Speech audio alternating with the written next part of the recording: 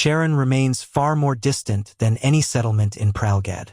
A single road leads there, caressing harsh mountains along its way. The brazen souls who dare traverse it often encounter fierce winds and bitter loneliness. However, Charon possesses a single vital reward. Few places on the surface harbor abundant supplies of mithril, an extremely valuable substance. Mithril isn't an adventurer's motivation for traveling there. Apparently, the region is stricken by an unknown predator. Besides that, job boards offer little other than a request to meet with Mayor Lumborg of Amadis. A long journey lies ahead, and signs of civilization shall be few and far between. After gathering life's necessities, the trek begins. Distant horizons creep closer and closer, but never at a desirable speed. Days have passed since departing civilization. The road provides repetitive, but serene scenery. Regardless, morale is low. Food supplies are dwindling, and rest is difficult. Night descends steadily. Sleep is demanding its toll, but fortunately an inn lies several miles ahead. After a good slumber, perhaps entering Charon soon is likely.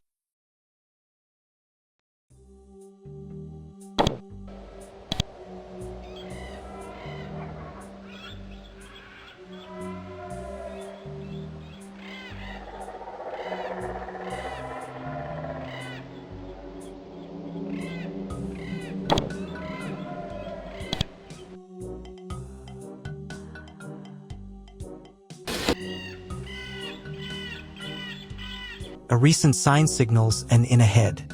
The eyes have morphed to lead and the feet to a distant thought, yet the moon is ablaze in its cloudy nest.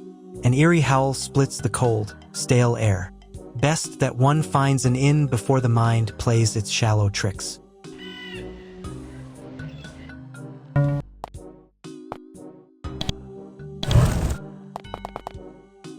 Scratching sounds reach the ears. There must be lizards in this cave.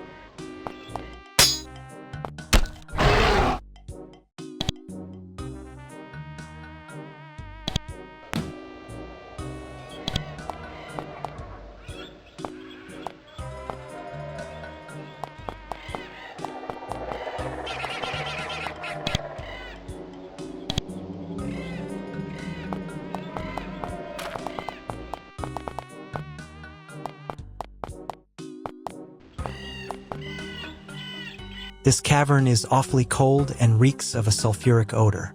A bubbling, hissing sound echoes throughout the cave.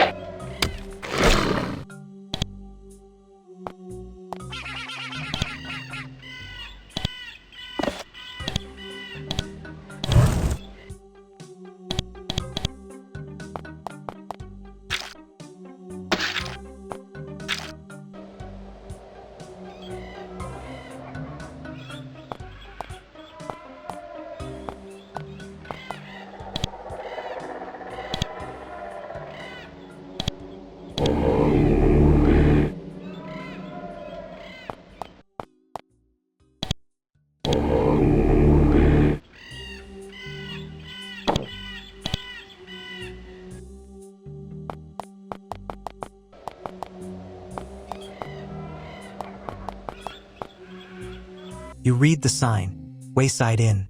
Bring horses inside.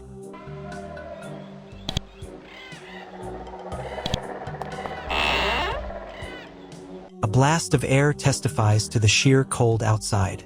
Inside is an awfully welcoming inn. It boasts oaken floors and a strikingly clean counter. The young man behind the counter notices the countenance of his guests. He smiles and says warmly, "Welcome, travelers. Oh, and please close the door. The night is rather frigid."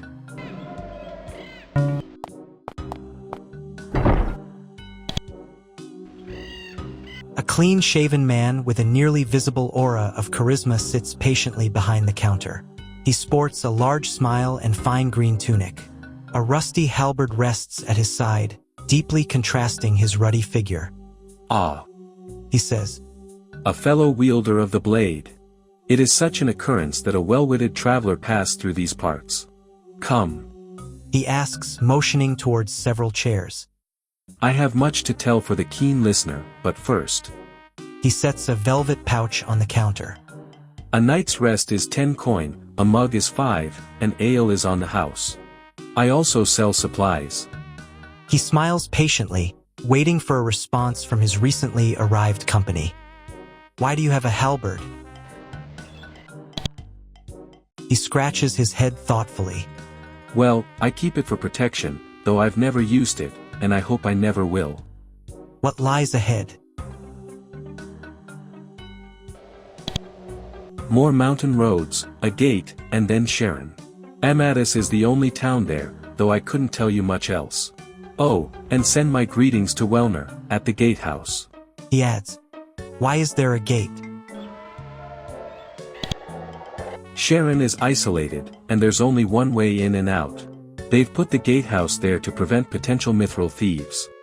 I have another question. Tyrone smiles. "Hello.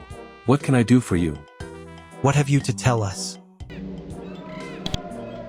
"First and foremost," he says promptly, "you should be warned of the wolves. The past winter has created a lack of food, which has left the poor creatures in a ravenous state." He smirks. "I'm sure you've been made aware of the cold already. Sorry." He sighs. "I still say some things like I was a soldier." "Were you a soldier?" He adjusts his posture slightly. "Yes, Troop 147, Regiment 5. Can't say I liked it at all, but I learned a good lesson. You can't squander your life on something you don't like. That's why I built this inn." "Why did you build an inn so far out?" He mumbles. "I suppose I wanted to be isolated, but not to the point that I'd never encounter another human being again. I like a conversation once in a while." Oddly enough, Tyrone seems rather talkative. "I have another question. I'd like to buy some supplies." Tyrone displays a variety of items which he believes would interest an adventurer. It isn't the greatest quality, but it's better than nothing.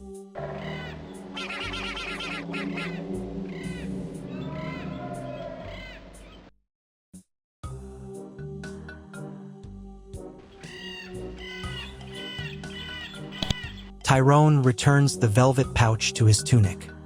Some ale sounds good. The ale is slightly bitter, but at least it's free. "Sorry," Tyrone says. "the keg might be a bit moldy." The beverage suddenly acquires a different taste. "Can I get a bed for the night?" "Gladly," he exclaims. "Just get yourself situated and I'll bring you some blankets. Oh, and the beds are in the room behind me."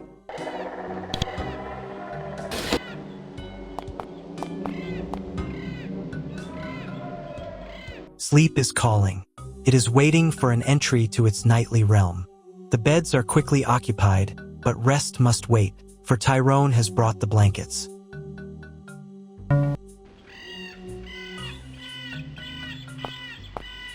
"I see you are rather tired. I will set the blankets here, if you need them." Sleep is too impatient. It does not want the blankets, it wants its turn at life.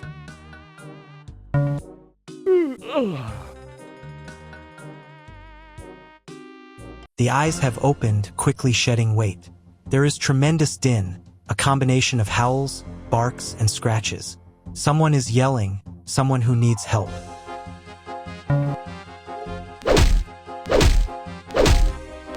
We must block the door. It is too late. The lock surrenders and the door flings itself aside. Tyrone quickly braces himself for combat.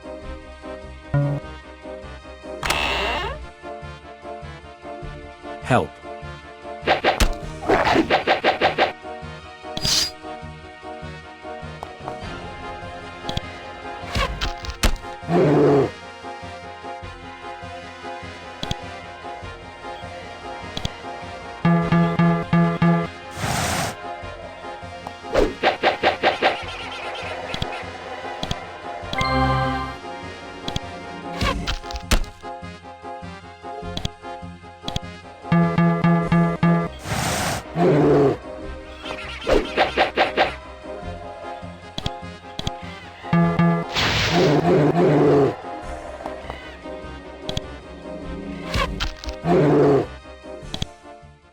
The wolves are slain, and blood has blotted the floor.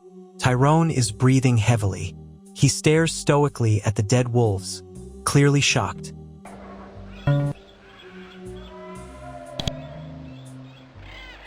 Tyrone's composure is a bit shaken, yet his charisma is not. Thank you. I might have succumbed to those beasts if not for you. Are you all right? Yes. Yes, thank you. He inhales deeply, then exhales the air between his teeth. A smile widens his face again, and he returns to his usual, happy state. Why did the wolves try to attack us? He shakes his head, attempting to fling off the stress. There's no food because the winter was so cold. They're desperate.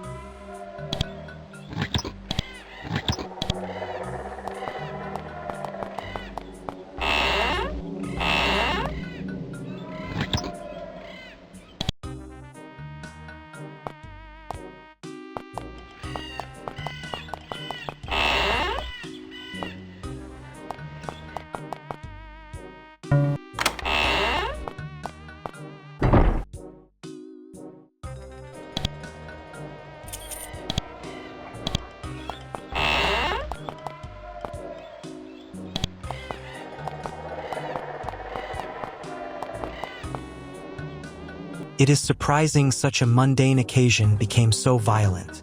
Hopefully there will be less wolves, but that is doubtful considering Tyrone's warning.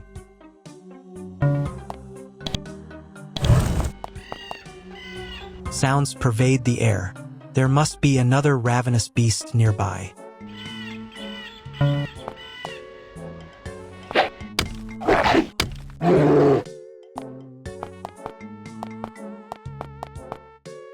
You read the sign, Amadis, 98 miles.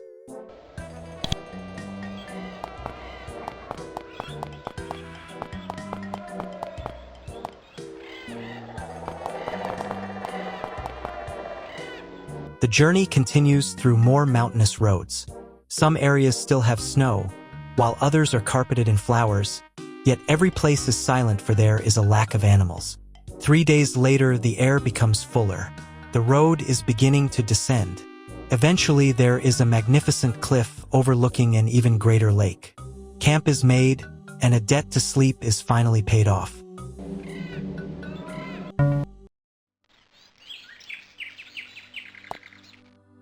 Howls split the air, nearing closer every minute.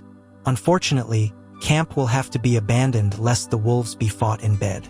At least, perhaps, quick travel can avoid an encounter.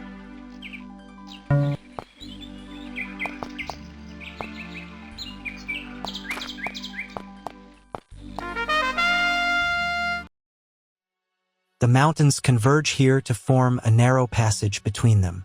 An impressive wall spans the width of it, adorned by a large gatehouse in its center. Despite the welcoming symbol of civilization, the lack of noise is rather ominous.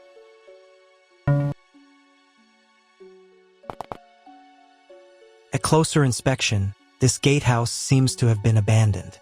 Rubble and bloodied weapons lie scattered inside of it, and the interior walls are in shabby condition. There must have been a recent struggle here.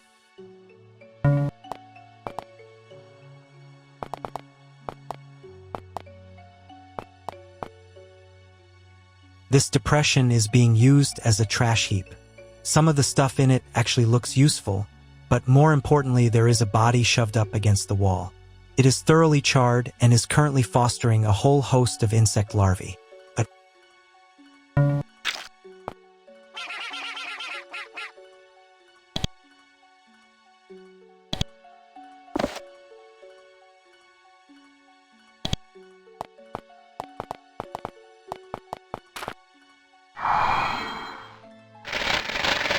Suddenly and without warning, a whole band of rugged men have unveiled themselves.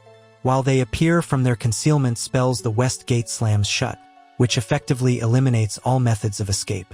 The men ready their weapons while a mage, who appears to be their leader, quietly conjures a green mist in his hands. He walks forward slowly and then begins speaking in an unexpected, slightly nasal voice. "Greetings, travelers," he proclaims. "I see you've ventured out to these blessed lands of Charon. It is our honorable duty to defend this gate, and to do so, I must ask of you something. In other words, what brings you to these parts?" We're adventurers about to embark on a quest. "Adventurers?" he says quizzically. "No one sent for adventurers." There is an awkward silence, followed by sharp birdsong. The mage scowls, deeply in thought. Then, his mind made up, he makes a quick gesture toward his men. "I strongly suggest turning back. There is nothing of importance here." He shifts his weight anxiously, as if he were expecting a response. Ask to pass forward into Charon regardless. The mage scoffs loudly. "I admire your enthusiasm." He claps his hands violently, causing every last fragment of reality to melt. An iridescent swirl of colors forms from the chaos, enveloping all consciousness. It seems that these guards are not the friendliest bunch of strangers in the world. It's dark and mildly dank. The floor is cold stone, made fuzzy in patches by some form of fungus. Whoever operates this prison never bothered to take their prisoners' equipment. Odd, unless this group of people doesn't fear the prospect of armed prisoners. Nonetheless, escape is necessary, as well as some answers regarding the incident at the Gatehouse.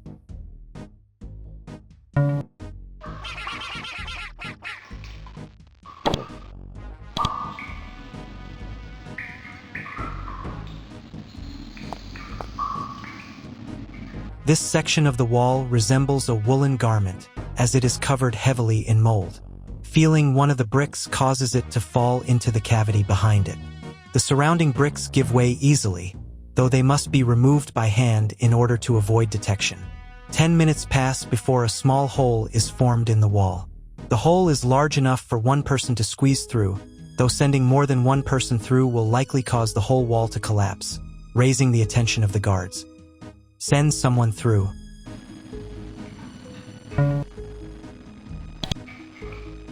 A pitch black envelops the surroundings.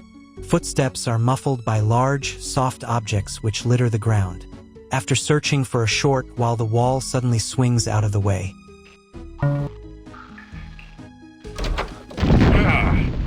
What the? My toadstools. You will pay.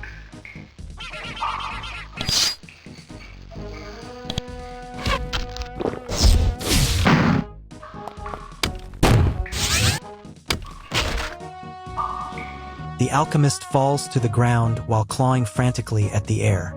More ergot. She gasps. Her body strikes the ground with a loud thud.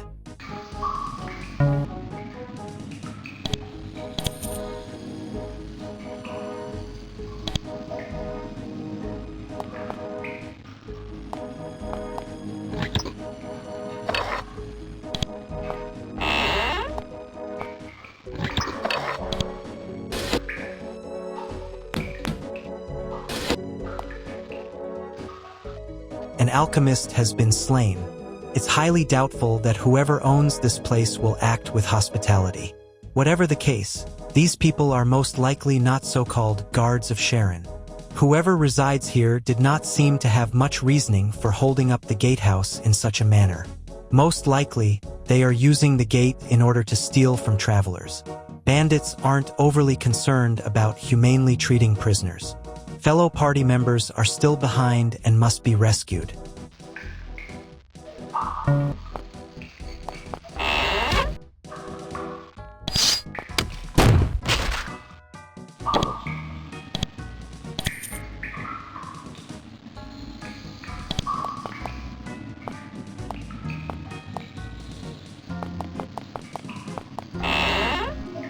At first, this room appears to be a barbaric display of grisly trophies. Yet closer inspection reveals that everything in this room is made of a hard, waxy material. The material is completely foreign, yet the mere existence of this room is more puzzling. Why would someone devote a room to fake trophies?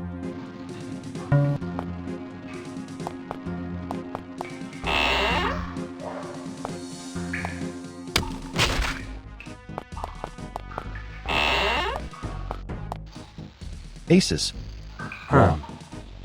Good game, I guess. Huh. What is Etcetera? I hear something.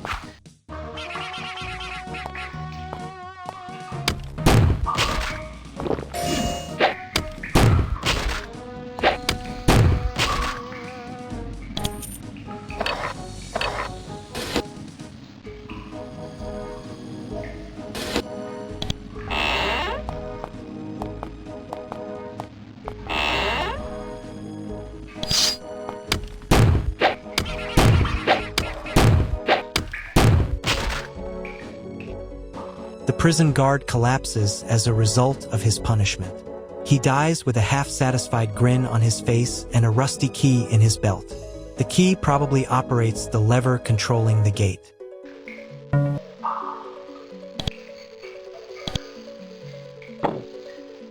This is a nondescript iron key which has rusted from being in a dank environment. It operates the prison gate lever in Bondito Veras.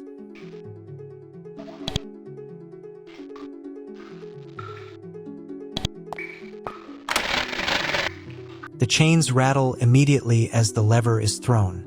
The portcullis slides into place with a satisfying click, a click which signals fellow party members to retrieve their belongings. They rush out in greeting, prepared to continue onward. The short time in that miserable cell has done little to dent their spirits.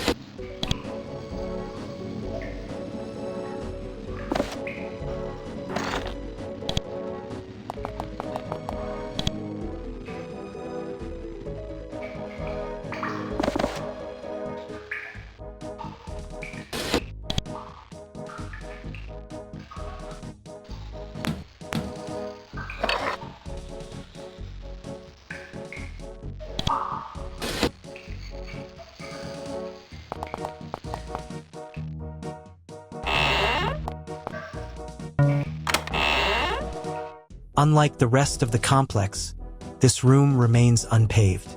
The natural cave floor keeps the chamber at a chilling temperature, thus refrigerating any perishable supplies.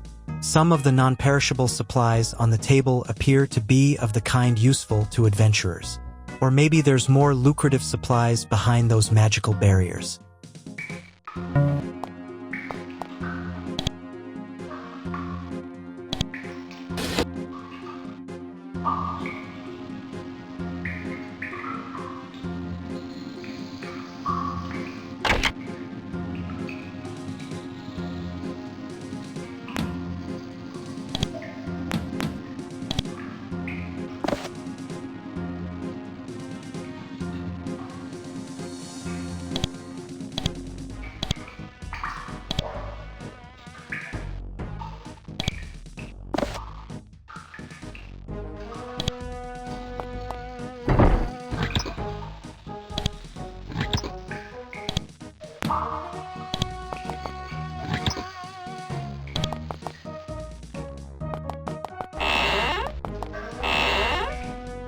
This chamber is awe-inspiring. The bandits here have excavated a large aperture in the ceiling, allowing for precious rays of sunlight to come pouring into the chamber. A variety of plants and trees are fueled by the incoming sunlight and ingeniously watered by the pond in the center. Several mats lie about the ground, indicating the garden's use for relaxation. Regardless of the purpose, constructing a garden like this requires a lot of funds and hard labor. Whoever operates this place must be sitting upon a large hoard of wealth.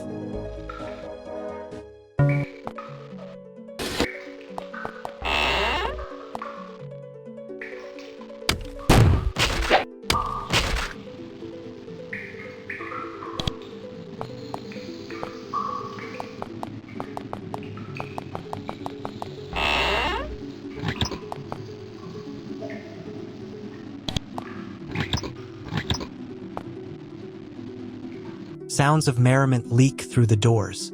The bandits are clearly enjoying their exchange of jokes and offhand comments, and from the sound of things, their alcoholic drinks. Unfortunately for the eavesdropping adventurers, the door swings open abruptly. A short, seedy man at one of the tables turns his head and sights the intruders. The prisoners. Halt! The former ruckus in the room dissipates like a wisp. Bandits reach for their weapons and glare at the intrusion with contempt. An elaborately robed man arises from his seat across the room. He looks strikingly similar to the leader of the Gatehouse bandits. In fact, he is... How foolish of you! He exclaims. You have trampled through the bowels of my fortress and slaughtered my men, having dared to entertain the thought of escape. Yet have you not considered the display of power I brought down upon you at the gates? He swings his arm, reaching for the wand set precariously at the end of the table. The loose sleeve dangling from his arm nudges the wand before his hand reaches it. The wand suddenly falls to the cold floor. Its focusing crystal shatters into a colorful myriad of shards. Oh Yes. my. What? No. I guess I'll just have to. Do it the hard way. Thaddeus, Kill them. no. The clang of unsheathed weapons reverberates throughout the room, though some of the wielders don't appear to be completely sober.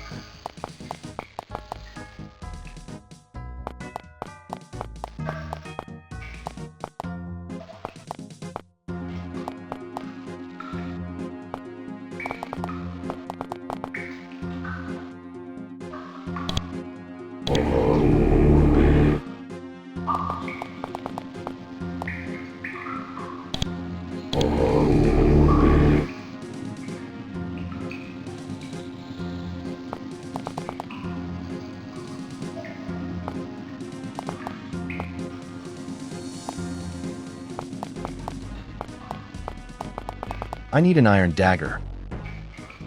That's a deal.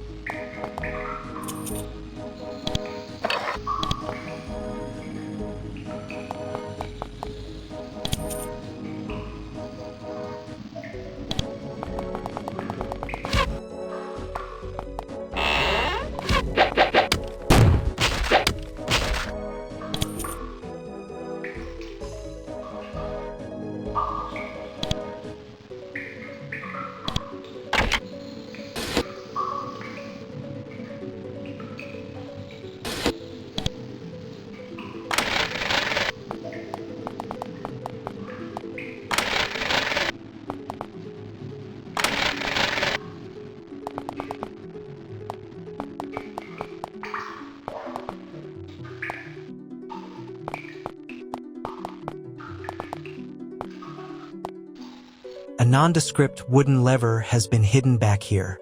Can be pulled, hopefully bringing about a desired result. Pull lever.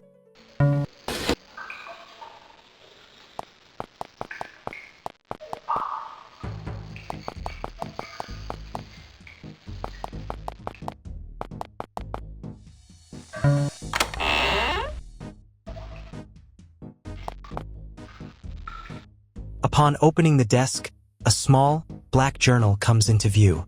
The title simply reads, Thaddeus. Inside is a partially complete record of his life. According to his journal, Thaddeus, the leader of these bandits, and his wife, Clarice, used to live in Crison. He and his wife were once employed by a mining operation near Golddale. Thaddeus, a scrying mage, and Clarice, an administrator. They eventually became discontented by their pittance of an income and received word of a successful mithril business in Charon. They embarked upon a 3-week journey before arriving at the provincial Gatehouse. At the Gatehouse, Thaddeus met another scrying mage who made a living scanning passing travelers for stolen mithril. They quickly became acquaintances and both of them began demonstrating their magical capabilities to each other. While casting a standard fire spell, Thaddeus misfired, and the flame struck the resident scrying mage in the chest. He consequently died, and the guards at the Gatehouse burst into the scrying room upon hearing the din.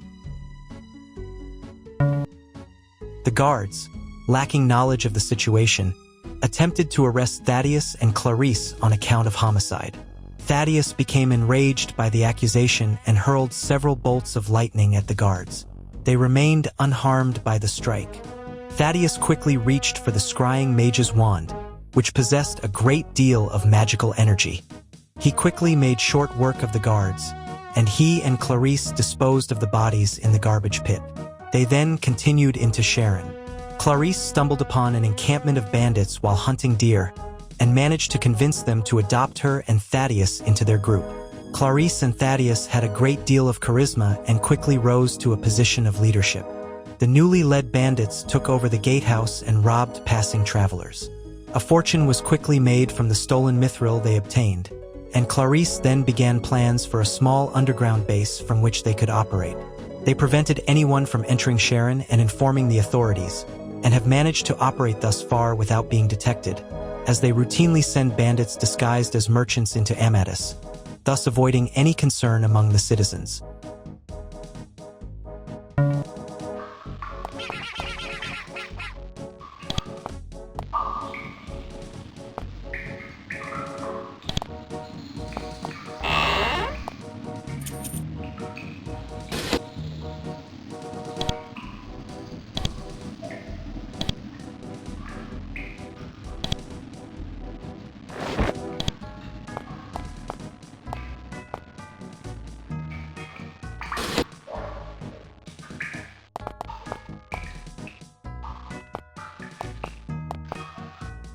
Several conspicuous holes line the walls here. It's obviously a trap and can be disarmed with some level of confidence. Disarm trap. The trap has been successfully disarmed. The ceiling over this section of walkway draws a considerable amount of suspicion. Most likely, it's another trap. Disarm trap. The trap has been successfully disarmed.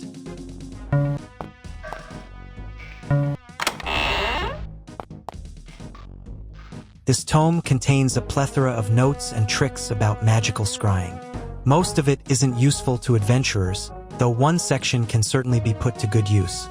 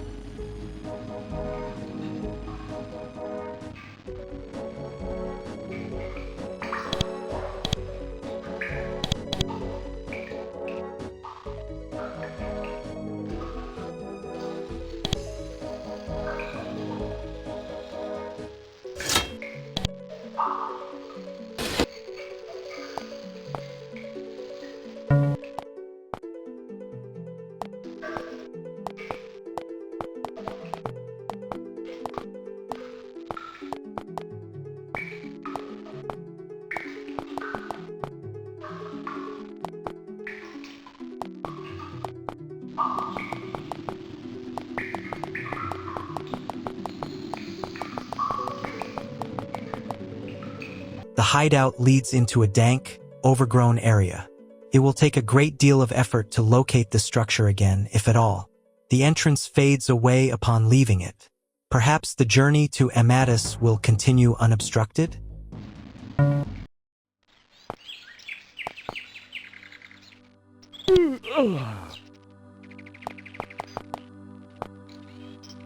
The nearby bushes, once quiet, now stir violently. Within moments, a troop of bandits reveals itself from the foliage. They seem to recognize their prey, and they're not surrendering their ground anytime soon.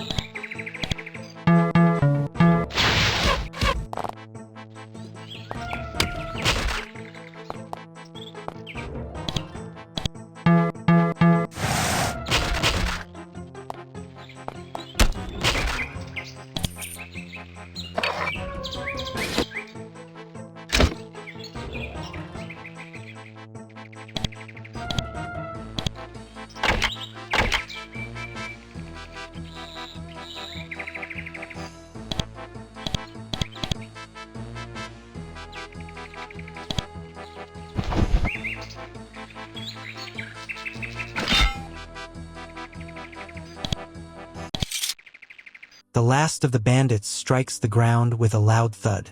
The grass has been mottled with blood, and will soon receive a few smears from the cleaning of blades.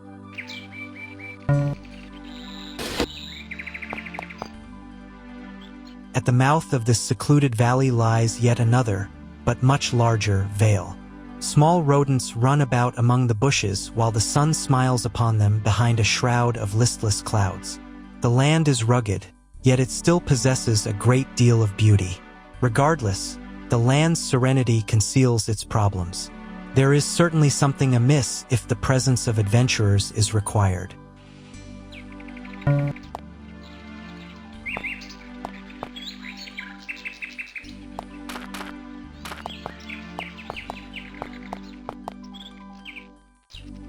You read the sign, Amadis, 29 miles.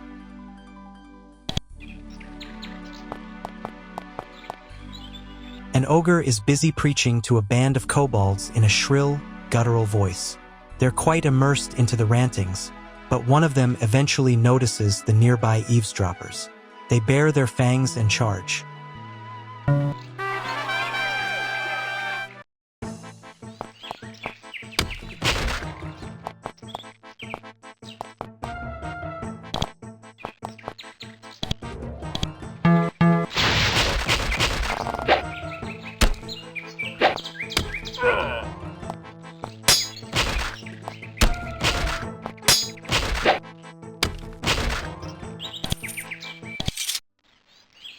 The ogre groans loudly in its death throes.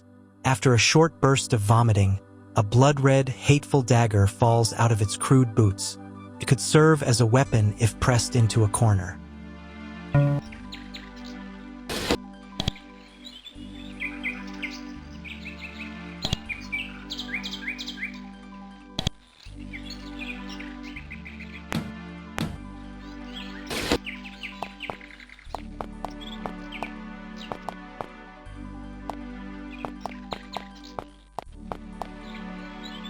You read the sign, Pregan Swamps.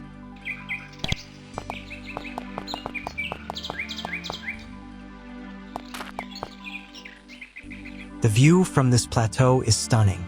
After looking around for a while, a bush is found containing several sprigs of alchemical ingredients beneath its branches. Take the herbs.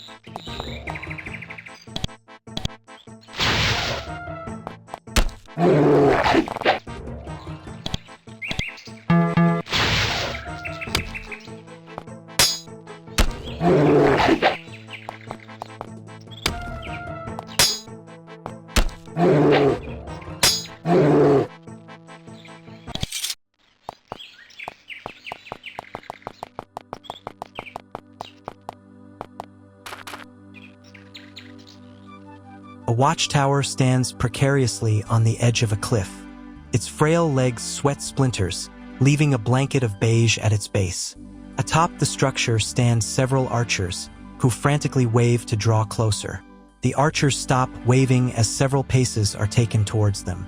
One of them quickly vanishes from sight, accompanied by the scraping of wood. The belly of the tower abruptly swings open and sways carelessly in the wind. A dark, lean figure wielding a longbow struts down the ladder. His keen, searching eyes pierce the air as he approaches. "Greetings," he says, nearly crooning. "Come inside." Go inside. He motions toward his guests and bounds up the ladder. Rotting apple cores and shattered arrow shafts litter the softwood floor. For archers rest around the mat in the center of the room, ignorant of the disarray strewn about them. The dark figure arises. "I am Bok Lon, commander of this division. Under normal circumstances, we would not allow for any visitors. However, I am bound to protect my men, and I require assistance in eliminating a certain danger. Yesterday, several bolts rang by our heads. We quickly ran in the direction of the shots, and caught a glimpse of a woman we have identified as Julia. We cannot pursue her as the watchtower must be manned at all times." He wrests the string from his bow and lays it upon the ground, as a form of friendly gesture. "Please, I ask that Julia be eliminated. She can be found upstream, and I shall offer this bow as a reward." The bow clearly has magical properties. Agree to help. "Thank you," he says stoically. The archers release the trap door, almost too eager to be left alone. They keep the door open, yet they don't wave goodbye. Peculiar.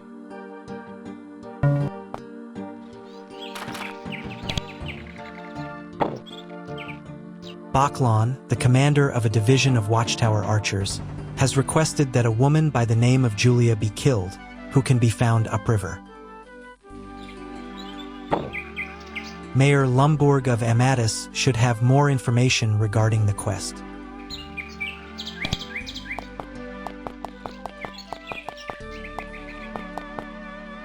Whatever predator is afflicting this land seems to extend its fear upon this militia. Even the captain appears a bit frightened, but at least he gives warning of savage beasts to the north. After a few awkward moments, the soldiers march south.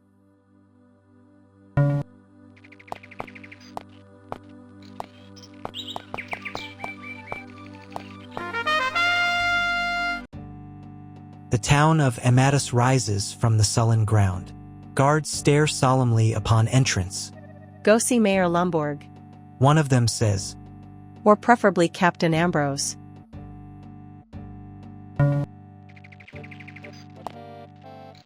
You read the sign. Elm, Blacksmith, Lacona, Fletcher, Elena, Baker. You read the sign. Mithril Inn.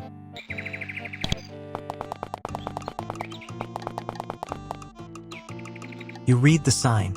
Sancho, Mercantile.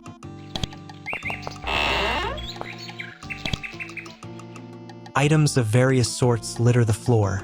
Somewhere behind this mess sits a pasty, short man with a scrap of dark hair frantically clinging to his head. One can almost make out an unmade bed in the back of the house. A voice flees from the man's mouth. Oh hey. A customer. I'm Sancho, owner of Sancho's Mercantile. Name's just a coincidence. Anyway, I sell and buy, and I know a lot about miscellaneous stuff. Just ask. Do you know what this is? Show him.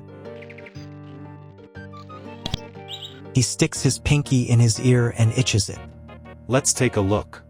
He stares at the item in an inscrutable manner. After a few tense moments, a revelation strikes his face and he identifies the item. Can I buy and sell stuff?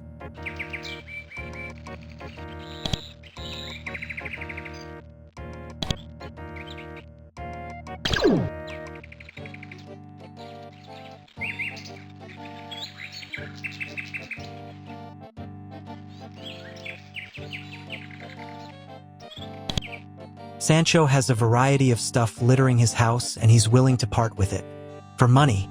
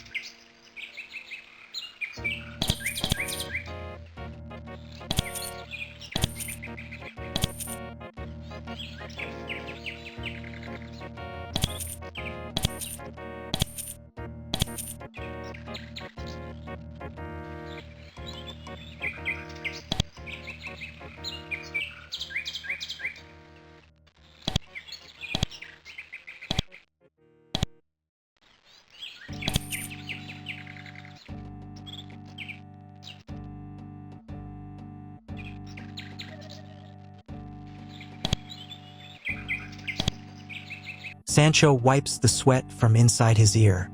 Thanks for shopping at Sancho's Mercantile. What do you think of the problems affecting Amadis? He reaches a stocky arm for a bauble on the ground and twirls it. He nods listlessly, but doesn't say anything for a few lengthy seconds. It's terrible. He says quietly, tear escapes his face as sweat struggles through his pores. One of my friends, Merc, was murdered up there. All they found was his leg and left hand. Nobody's seen his wife or son. Sancho looks down at the floor. I hope you'll find a solution to the problem. Even the good people we have left are starting to leave. He kneads his hand into his forehead, presumably out of stress.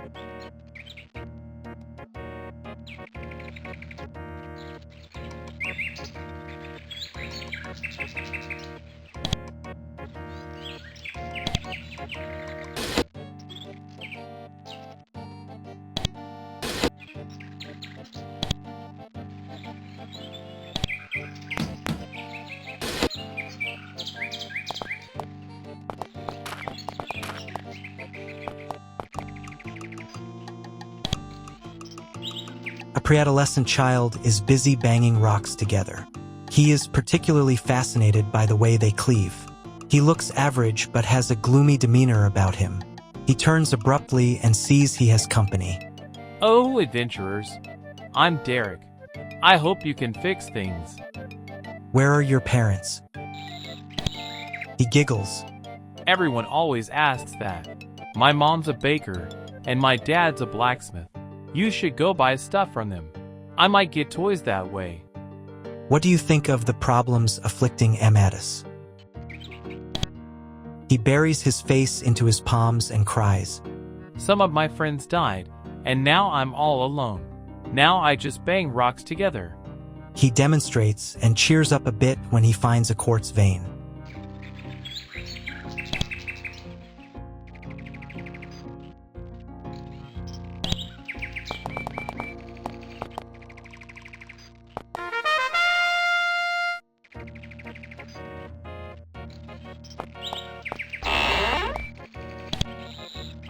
The air is laden with a heavy metal scent. A large, muscular arm strikes down with din against a red-hot dagger. The dagger groans with every beating and lets out an eerie flash. Hello, Bellows a deep, grovelly voice. I'm Elm, the blacksmith. Let me know if you need anything. If you're looking for baked goods, see my wife Elena next door. Can I purchase some of your wares? Elm graciously points out the merits of each item he sells. He's an excellent salesman.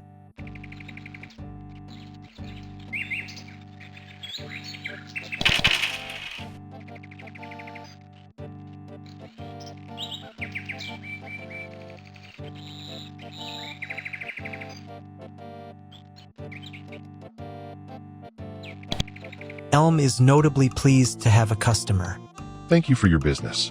He says politely, "Do you need help with anything?" Elm temporarily discards his normally friendly demeanor. Oh, I do actually. Thanks for asking. Elena, my wife, says I don't keep very good care of my storeroom. I didn't believe her until He leans in. this hideous beast set up camp in there. I'm too scared to remove it myself. He hands over a spare key. Please, remove it, and I'll pay. Thank you. Do you buy items? He shakes his head. Sorry, you should see Sancho to the west for that. I don't do resale. He resumes working on the dagger at his anvil. What do you think of the problems afflicting Amadis? He looks down at his anvil. It's a sad story, really. People have disappeared, others have left.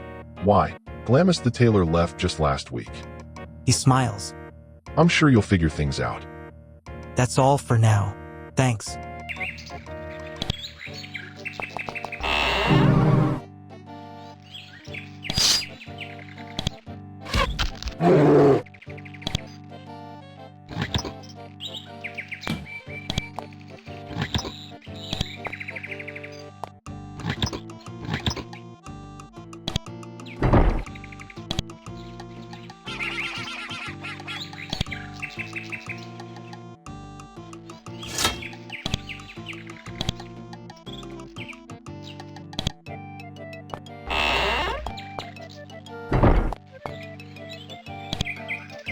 Hello again.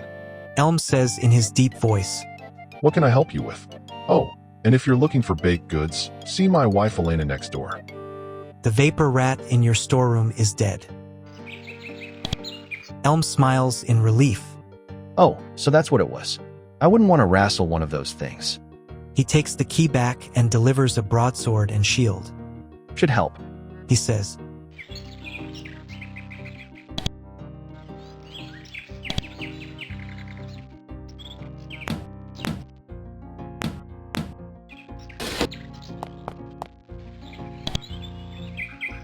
The sweet aroma of fresh bread permeates the room. A tall, red-haired woman walks back and forth with loads of baked goods. She doesn't look all too happy about her job. She swivels her head. Hello, love. What can I get for you? I make food day in and day out. Might as well buy something. Did you just call me love? Yeah, love. She shrugs lackadaisically. Nothing personal. Do you like your job? She reels in disgust as she pulls a stray crumb out of her ear. I hate this job, but my father expected me to carry the family line. I didn't care much for mining, so I got stuck with this. She begins to furiously knead dough while she speaks. I have my husband Elm and my son Derek. They keep me company. You should talk to Derek. There aren't any other kids in town, so he gets pretty lonely. What do you think of the problems afflicting Amadis? She scoffs. What do you think? It's awful and I can't stand it. I can't stand this bloody job and now people are missing or dead. She looks at the dough in disappointment and kneads it again. Can I purchase some food? Elena sells a variety of foodstuffs, but she isn't too happy about it.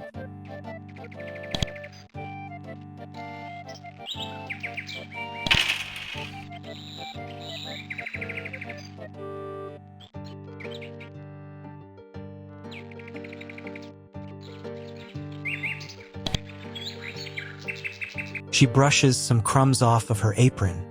Thanks for taking some food off of my hands. She sighs.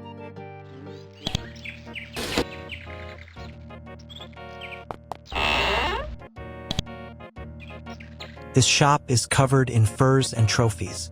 The air sweats a savory wooden smell. All around, one can see the work of an industrious Fletcher.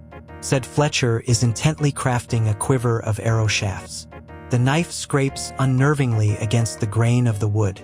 The Fletcher notices company and gingerly sets the knife down. Sorry about that. I'm Lacona. I can sell archery equipment if you'd like.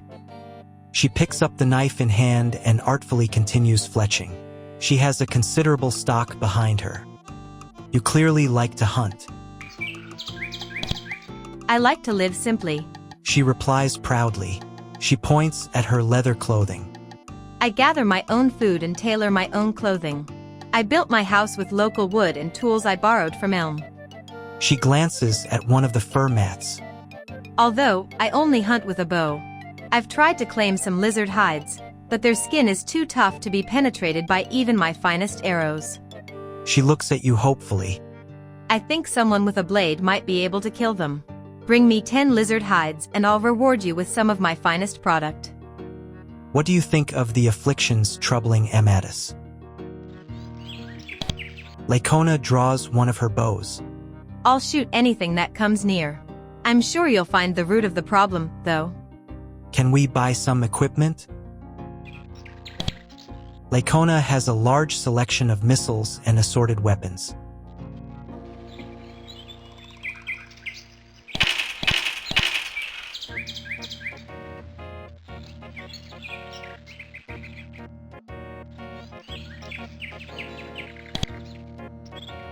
Lacona takes the money in earnest. She's mostly self-sufficient, so money is just a commodity to her.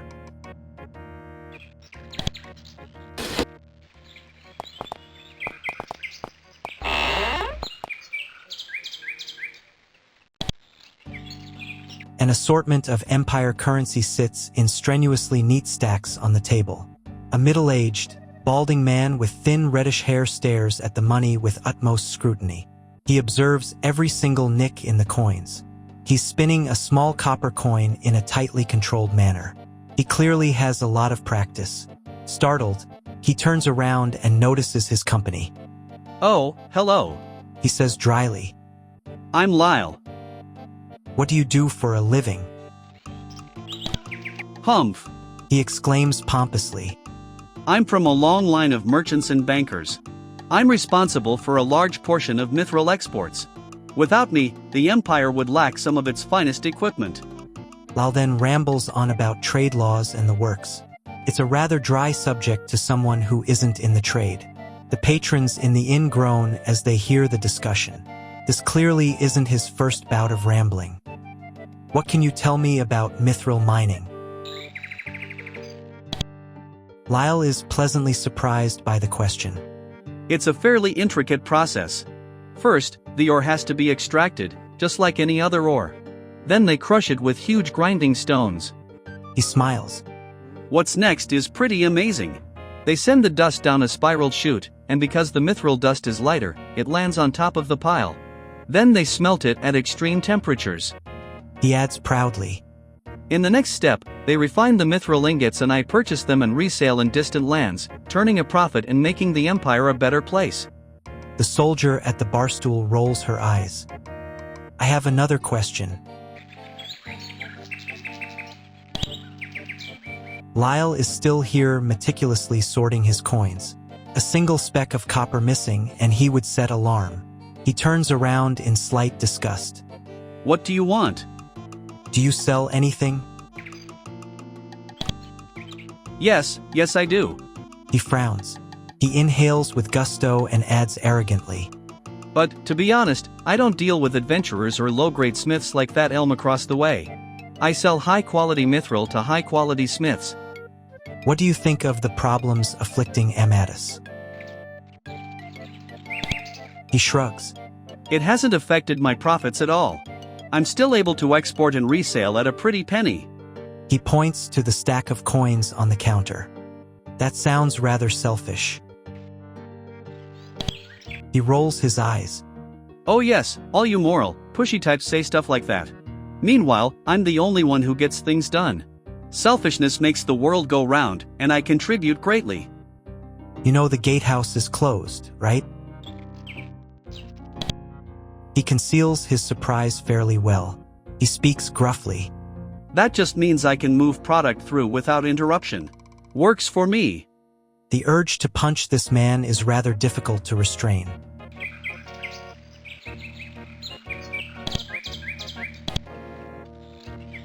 This middle-aged couple is enjoying what looks like the fried back fat of a pig. Peculiar. They're quite engrossed in their meal. They certainly aren't going to speak to strangers in an inn.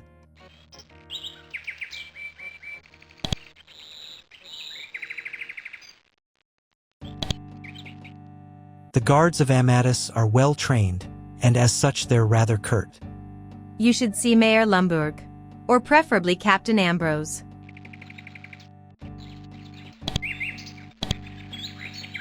Usually innkeepers are out and about tending to customers, but this one is slumped in his chair. He has a heedless deportment that infects the state of the inn. Hey, I'm Cole. I can get you a room, or some beer, or even some food. He wraps his hands on the table for no apparent reason. Can I get some beer? Sure thing. He says gallantly. He pours out a dark porter. It has a high alcohol content and a rich, creamy taste. What do you know about the problems affecting Amadis? He leans back in his chair and sighs contentedly. I know a thing or two.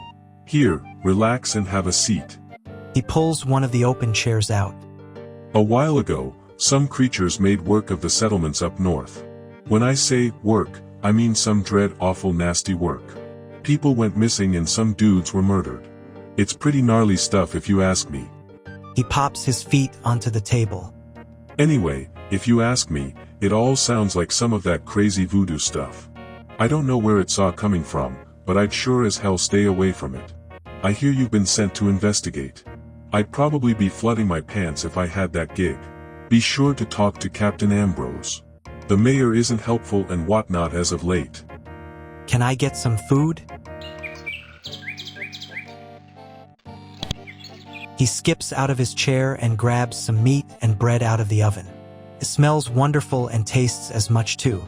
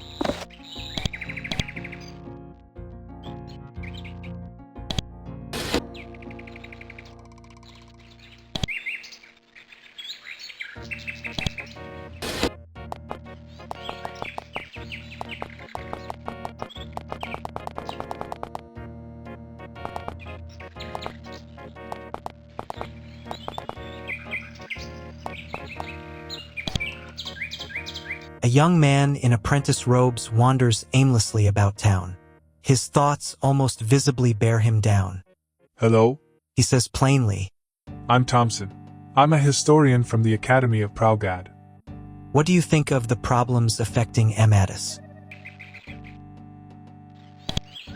It is unfortunate, but in a way, it is a poetic justice for the people of the Yenhut tribe that once lived here.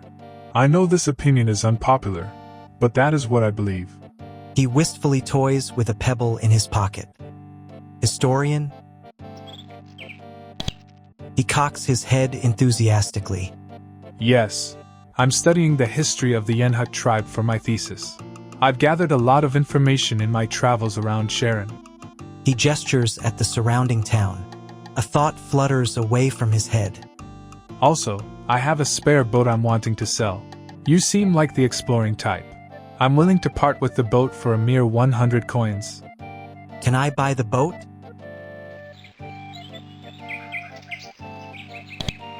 Thank you. He collects the money gingerly. I suggest you sail west to the tribal circle, or to the south for the ritual grounds. He points in both directions. What can you tell me about the Yenhut tribe? The Yenhut once inhabited Charon. They had an advanced knowledge of alchemy and access to magics unknown to us. For centuries, they lived off of the land, never once needing to resort to agriculture. Then the Empire came. They found deposits of mithril and, along with the rest of the surface world, claimed the land as their own. Governor Ashernal of Pralgad forced the tribe into a wretched deal. The deal forced the Yenhut to pay taxes on the land in exchange for their lives. The only way the Yenhut could earn money was to work in the mines. Soon, the Yenhut culture faded away and they became a depressed people. Unfortunately, the Empire brought strange diseases which eventually spread to the entirety of the tribe. The whole tribe died off several decades later. The Empire has never apologized, even under Empress Prazak's rule. What can you tell me about the illness that killed the Yenhut?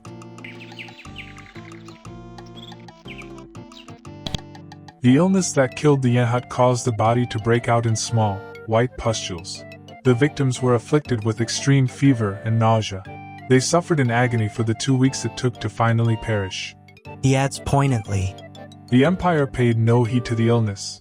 They coldly imported new workers from the capital as the Yenhut died out. What do you know of the Yenhut culture? From what I gather, the Yenhut was a gregarious society. They had strong family ties and a moral code which stipulated aid for those who had hit fallen times. You might note that the Empire has no such protections. Children were cared for collectively by a few esteemed wet nurses. Upon reaching the age of 150 moons, the child set out on her Dinuahat, as they called it. The Dinuahat consisted of a 2-month journey into the northern wastes.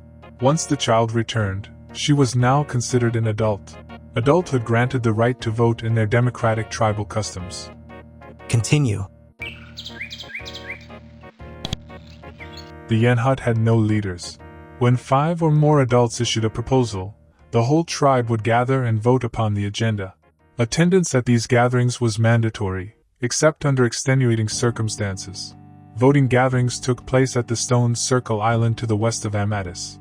Whenever votes were held, the whole tribe conducted a feast after the gathering. Animal skulls were left behind as a reminder of mortality. Oh, and the Yen hut shunned punishment.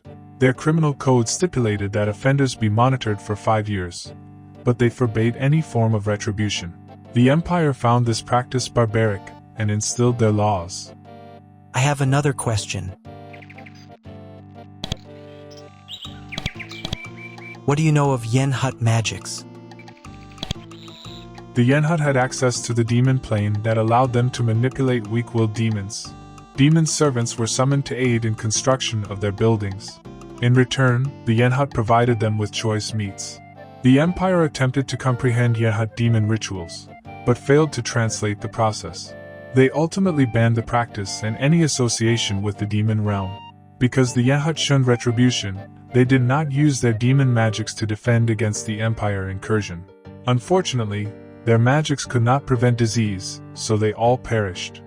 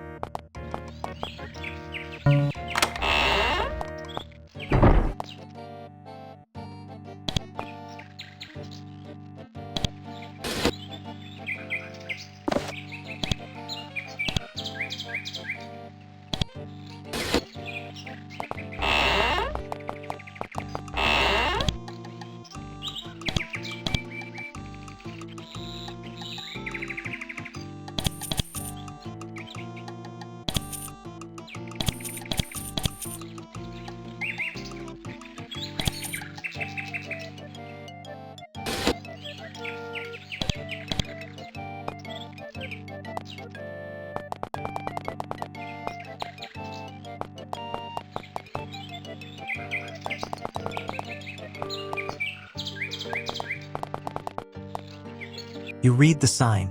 Glamis. Quality clothing. Closed.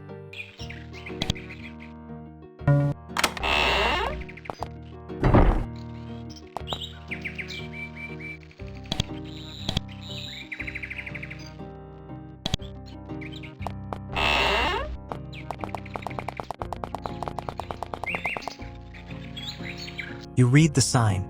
City Hall. Mayor Lumborg.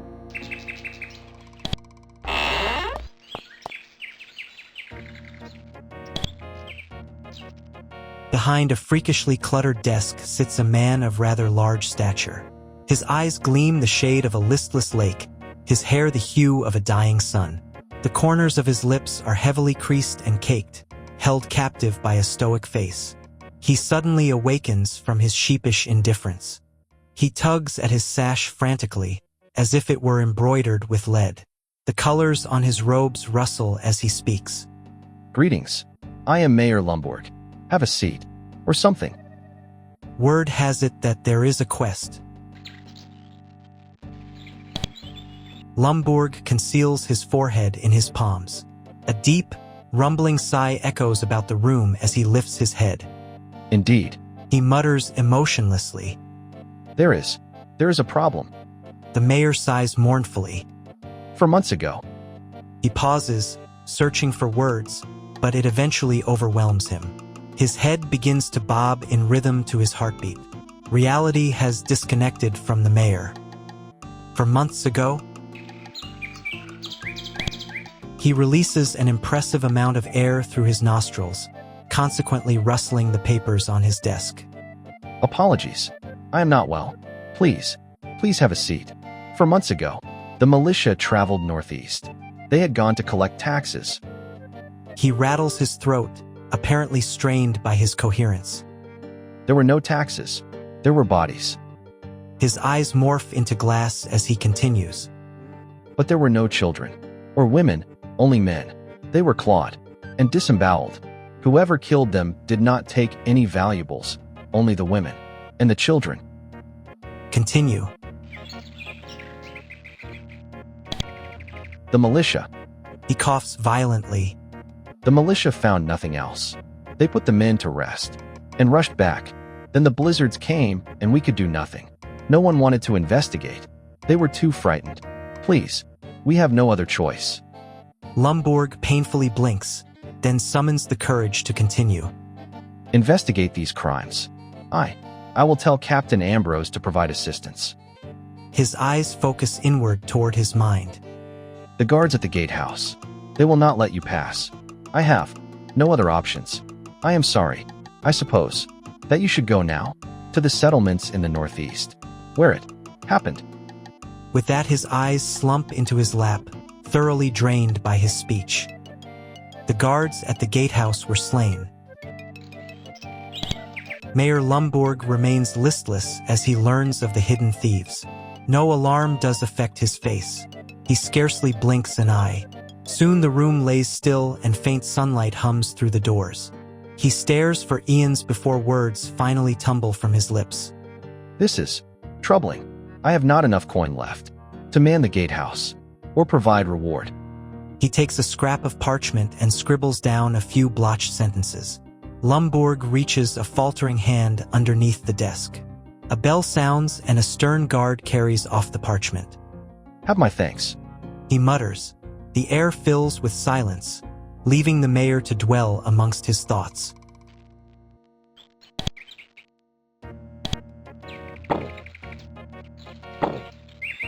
Mayor Lumborg has asked that an investigation be opened into the murder and disappearances of persons in the northeast settlements.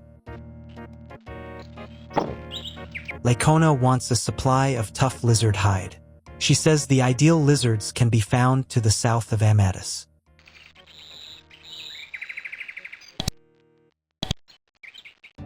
Mayor Lumborg's eyes move lethargically about their sockets as he realizes he has company. Yes? He asks quietly, "Why is this town hall so large?" Lumborg's jaw lowers slightly. The Empire. It thought Amadis would grow. So, it sent money and things and told us to build a better seat of government.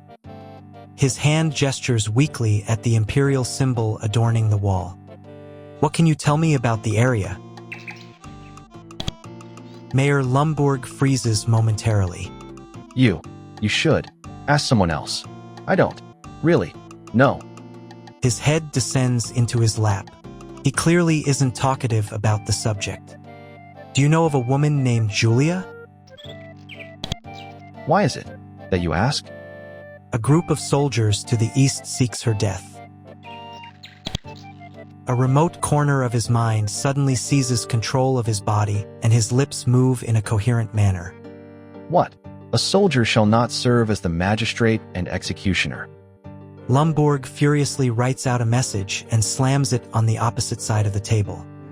Take this to Bok Lon immediately. No one shall override my authority. The mayor has become aware of his sudden burst of normalcy.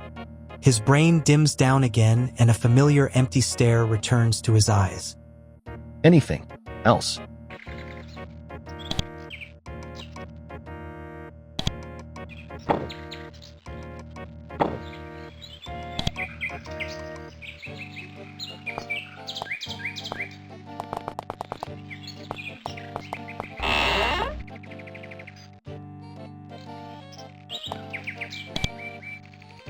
Several soldiers are trading tall tales and ribaldry. Among them is a young acolyte who is noticeably divorced from the conversation. Greetings. He says matter-of-factly.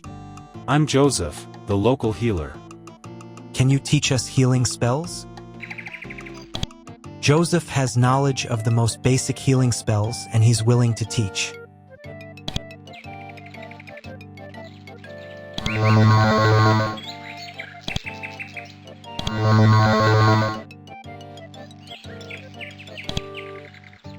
I suppose our business is concluded. He says briefly, "What can you tell me about the problems of Amadis?" He gestures at his fellow soldiers. We've seen a lot of odd things. Signs of demons, ravenous wolves, and a few stray kobolds are on the list. You should talk to Captain Ambrose to learn more.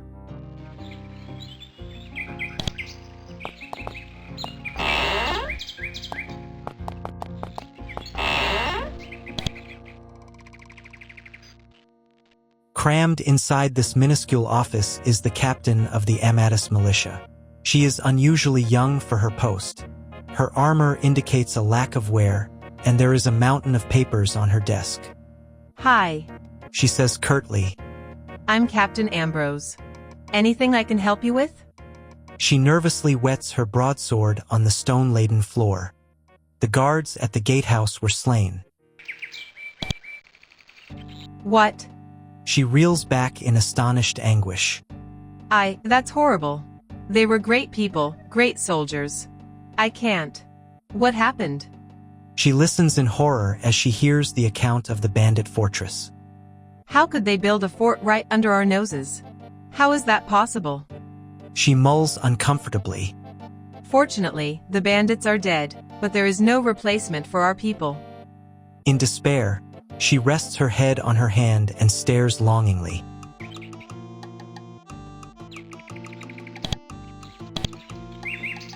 Captain Ambrose spins around in her chair.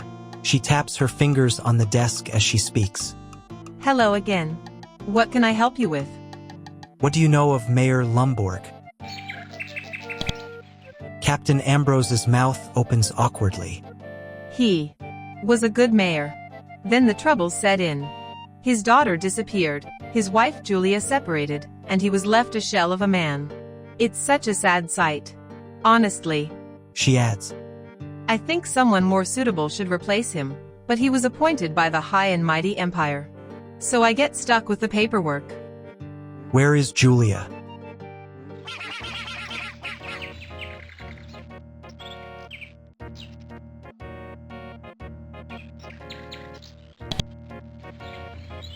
She moved upriver to get away from everything. Nobody's heard from her since her daughter Callie disappeared. Someone should go check on her. She shoots a nuanced gesture. I have another question. Why do you have so many papers on your desk?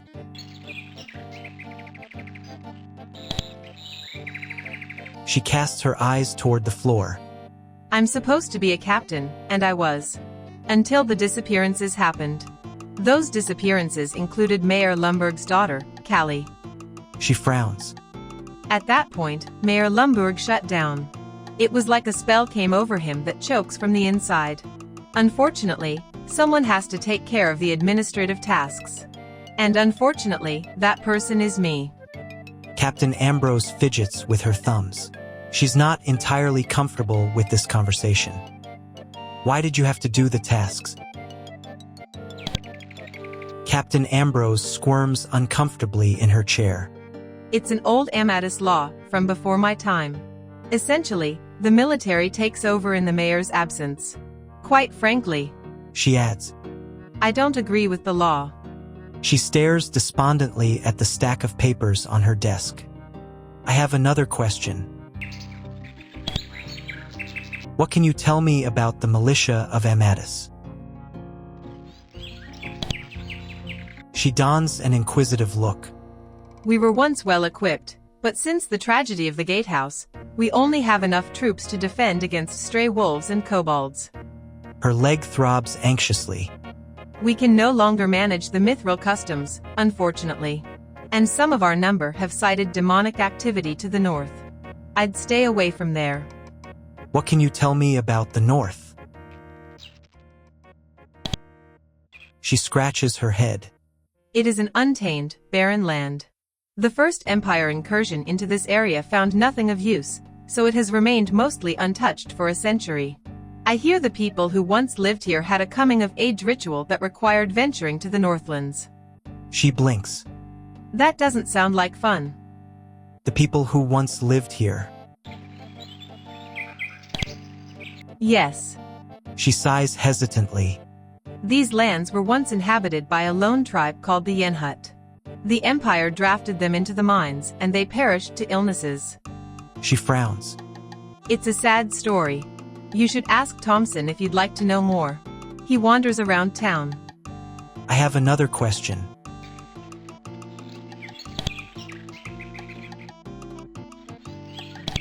Mithril customs? She glances at the papers on her desk.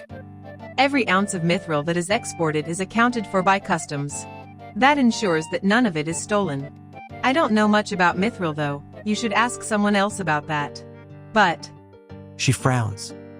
There is no longer any customs. It is a sad plight. Do you have any quests? She quickly nods. I have received reports of an ogre to the southeast that tends to a flock of kobolds. They're awfully close to the main road. I'd like them eliminated. For posterity. That ogre is already dead. Captain Ambrose is pleasantly surprised. Well then, I guess I can already reward you. How about that? She cautiously pulls out a satchel of coins from her desk. The satchel is sun-choked and withered. She carefully measures out 250 coins as a reward.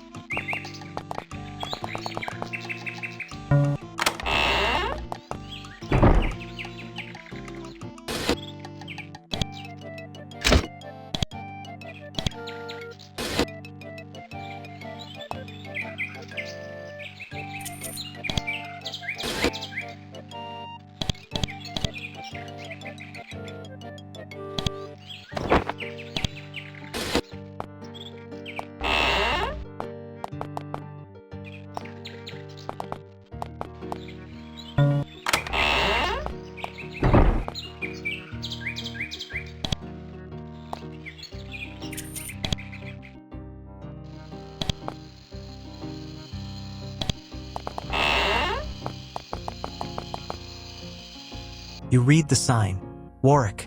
The rest is layered in graffiti.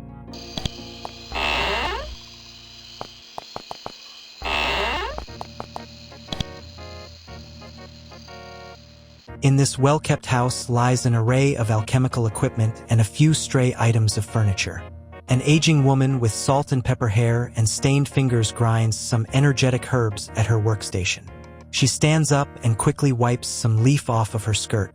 She extends a grimy hand. Well, hello. I'm Warwick. Nice to meet you. Do you sell any potions? Warwick keeps a stock of simple potions which she sells at a low price.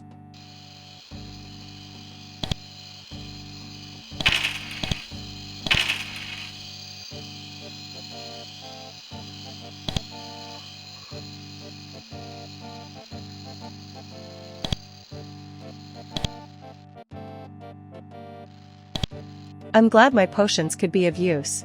She smiles sweetly. Can you teach any alchemy? Warwick is knowledgeable in the alchemical arts and is willing to part with recipes for a small pittance. Warwick smiles kindly. I hope that helps you in your travels. I'd hate to see some do-gooders fall by the wayside. Do you know where herbs can be found? A typical alchemist would be offended by this question, but Warwick is not miffed. I grow my own herbs on this property. She pulls out a map. Some herbs grow in the swamp to the east. She ponders momentarily. Oh, and if you hike up the mountain to the east, you'll also find a glade with herbs. Say, since I've helped you, maybe you could help me in return. I'd reward you. What do you need help with? She nods thankfully. I'm looking for a rare alchemical ingredient called Howren berries. They're useful for joint pain issues. If you could bring me some, I'd return the favor with some elixirs. Where can these berries be found? She wonders aloud. I have no clue. I'd suggest looking in the wastes to the north because I've never seen any around here. Be careful. She dons a silently worried expression. That's all for now. Thanks.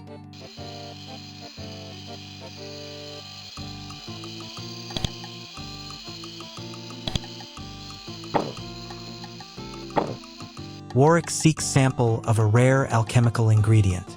She has no idea where it can be found.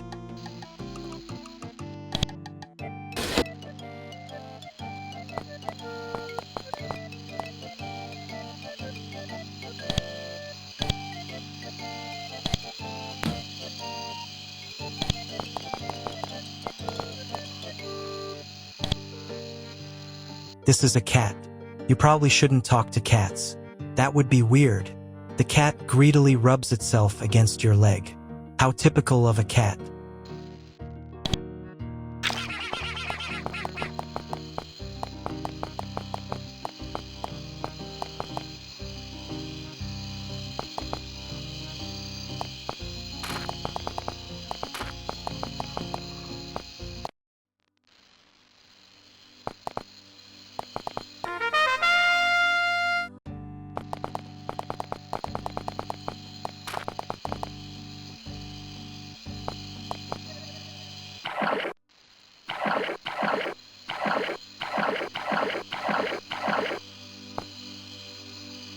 This is a stone gathering place of remarkable size. The inscriptions have weathered away, but the tall stone towers still jut magnificently into the sky. A small plaque on the ground reads, Gathering Place of the Yen Hut Tribe, Thompson, Pralgad Historian.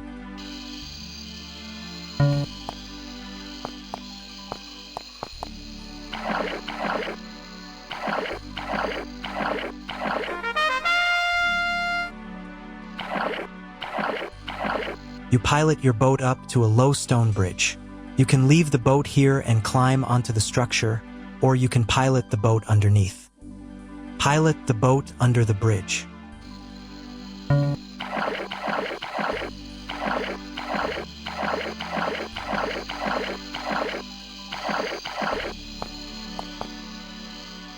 You hike into this small valley and find a string of demonic skulls suspended on poles.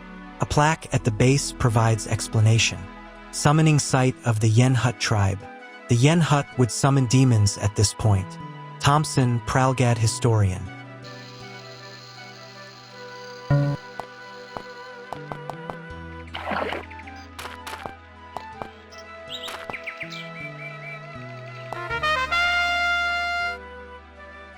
You crouch into this dank cave that boasts a plethora of horrid smells. Hisses echo through the chamber like the rattle of marching armies. Human bones litter the floor in this cavern. Someone met an untimely end here.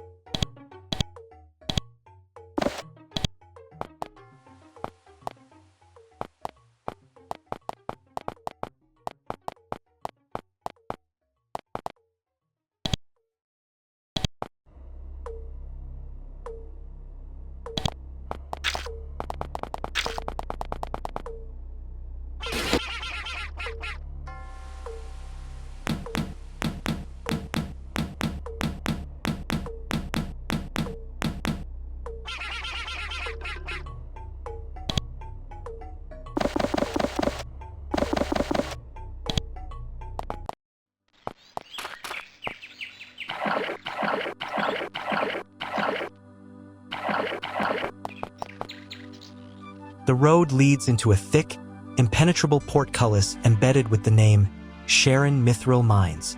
The letters gleam with a blinding light, effectively obscuring the gate chamber behind it. A voice breaks into the light. Well, I don't see no bandits. So I'll open this here portcullis. The portcullis opens quickly, without the normal screech of metal. A shroud of dust reveals itself as the blinding light disappears.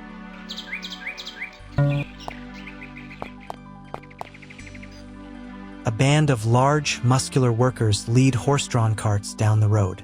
The carts contain freshly mined or, no doubt mined by the work of their massive arms. They're quite busy, though, and they probably won't talk to strangers. Several guards block the entrance to the mine. They're pretty adamant about not letting non-workers inside.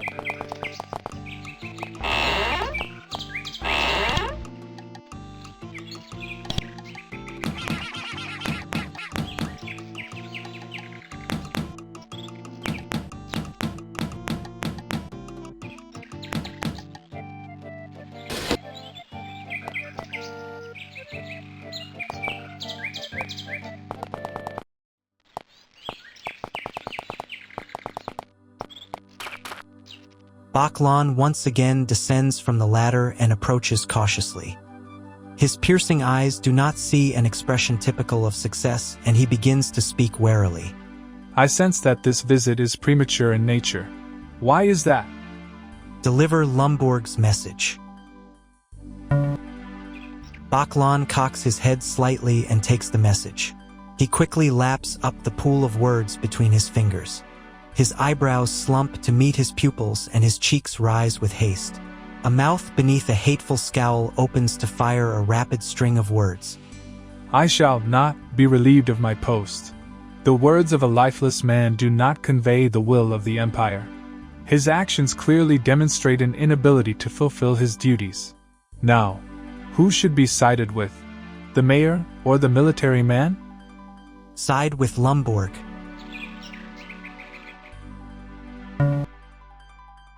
Bok Lon fumes. Why must humankind be so foolish? His flesh melts into a sickening puddle on the ground, revealing the ghastly face of a demon. He cackles wildly as his fellow Netherspawn emerge from the tower to vanquish their new threat.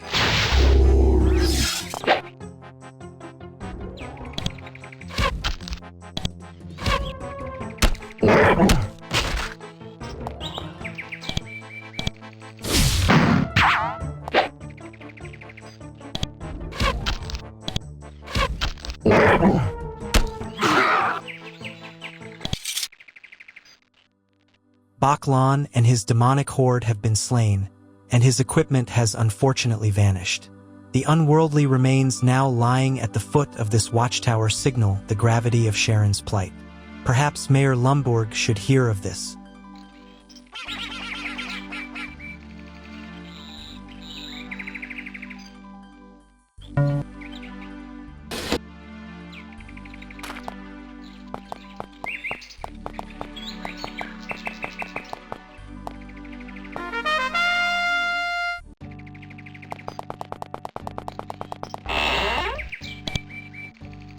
Bok Lon has been removed. The mayor sits petrified as the report of Bok Lon's demise reaches his ears. An awkward silence dominates the room, followed by the quaint sound of Lumburg blinking his eyelashes. A stillness takes hold of the mayor, and by the time he begins to speak, his lips have become caked and open with a smack. This is disturbing. A drop of life drains from his face. The soldiers, they could have been demons all along, or An insight clogs his brain. possessed. A force is assailing our land. It is one more powerful than what? What was expected? Find a source. The source of this evil.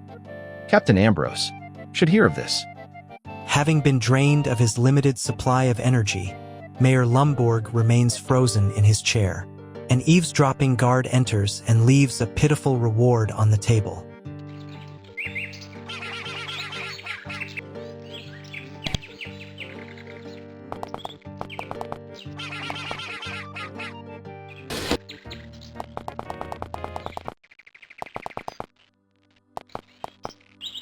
This mine and the nearby housing units have been abandoned.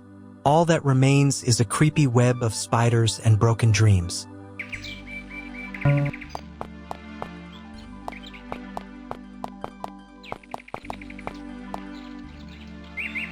You read the sign. Warning. Unexplored territory to north. Settlements, east. A feeling of dread encumbers the party as the settlements are approached. The air is as still as a post, not a single bird in sight. The air is assaulted with a screech as the first door opens. Blood litters the floor like bird droppings upon a dock. Rotting flesh assails the nostrils. Several pentagram shapes are etched into the bodies.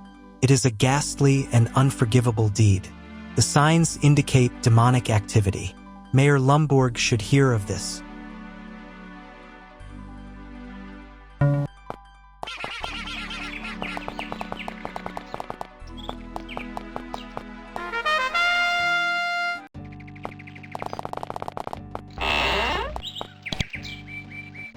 The settlements have been investigated. Lumborg stares without motion as he hears the details of the investigation. Our fears. Confirmed. With much sorrow comes more sorrow. Lumborg descends in his chair. Please, go north and find the source. The source of these demons. Eliminate them.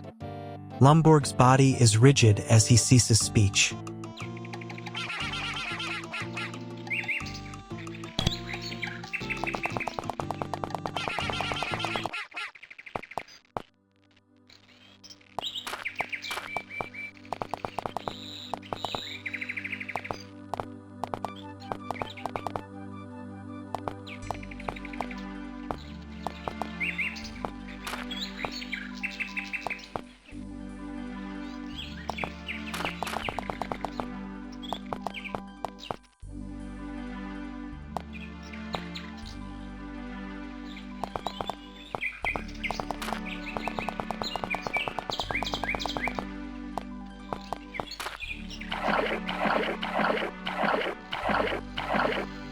A patch of robust mushrooms is nestled in the depths of these swamps.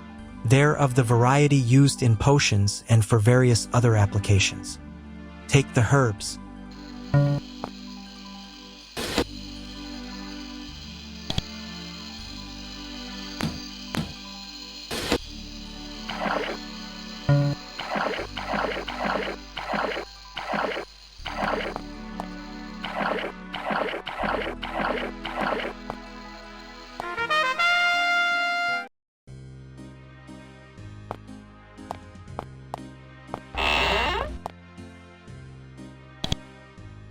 Gleaming wickedly from behind a desk is a finely crafted broadsword. Its hilt melds seamlessly with the blade. The edge of the blade melds seamlessly with the air. It is a beautiful weapon, and devoid of the flaws usually plaguing such craft. The hand wielding it lowers abruptly, revealing a tan face and a faint smile. The name is Julia. This blade of mine is thirsty, so don't get any crazy ideas. She rises and stretches out her arm in greeting. It is unbelievably muscular. She reseats herself and delivers a warm face. Yet something is off about it, as if a well of sadness lies behind her brilliant hazel eyes. Those eyes glance slightly, waiting for some sort of response. Julia stares longingly toward the walls. She's reminded of the company and quickly assembles a smile. I say, this hut isn't used to having guests. What is it? Why do you live out here? She wearily swings her blade around. You may have met my ex-husband, Mayor Lumborg. We had a child together, Callie. She is an intelligent, resourceful child, but when the disappearances happened, she vanished along with them. A well of sadness indeed rests on her eyelids. When Callie vanished, my ex retreated inside of himself. We could not agree, so I left and ran here. It is peaceful out here. She sighs. If only I could hold Callie again. Don't you get lonely? She lazily sways her head. Oh, sure I do, but it's better than living in Amadis and encountering all the misery that lives there. I'll look for Callie. A tear runs down her face. I do hope you find her alive. I miss her so, and I'm sure Lumborg does as well. Please tell me what you find.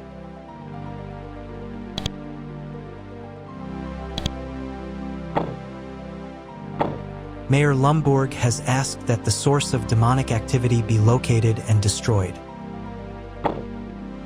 Julia's daughter is missing, or maybe dead. Find Callie or her remains and return to Julia.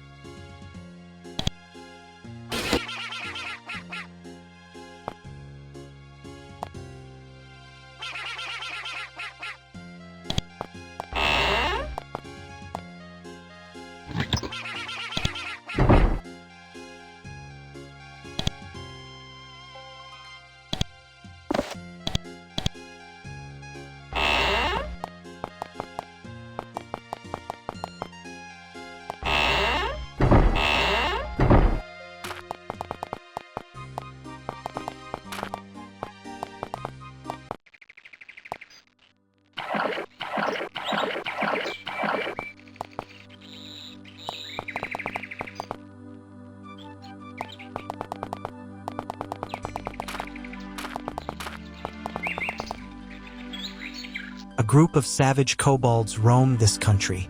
They're not much for diplomacy, so they immediately attack.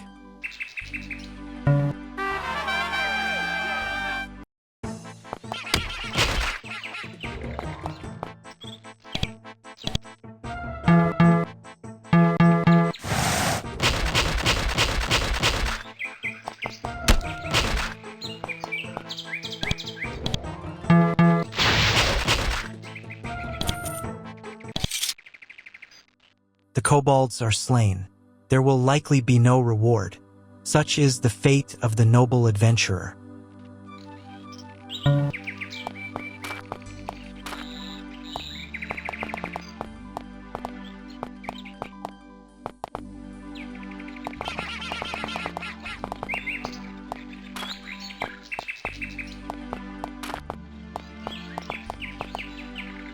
The howls of wolves pierce the still air. The approaching valley is starkly beautiful but simultaneously bleak. One had best proceed quickly.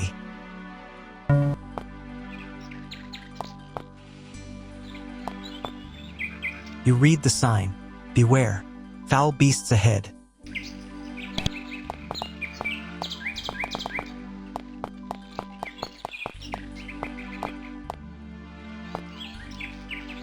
Wolves howl in the distance as a biting wind snakes through the valley. No human has ventured this far in decades, or so you think.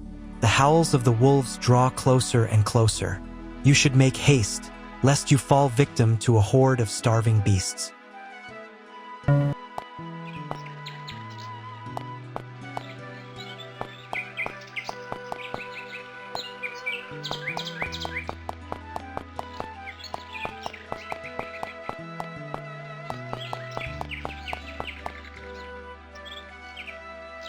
This pool is sulphurous and ebullient. A cake of yellow ilk clings to the edge of the water. Even the passing deer and birds avoid it. It is clearly not safe to drink.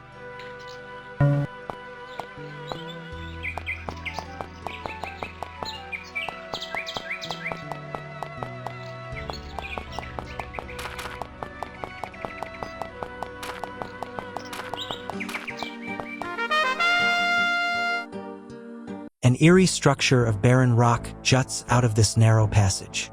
The air reeks of death and dismay. Oddly, there is a worn pedestal to one's right.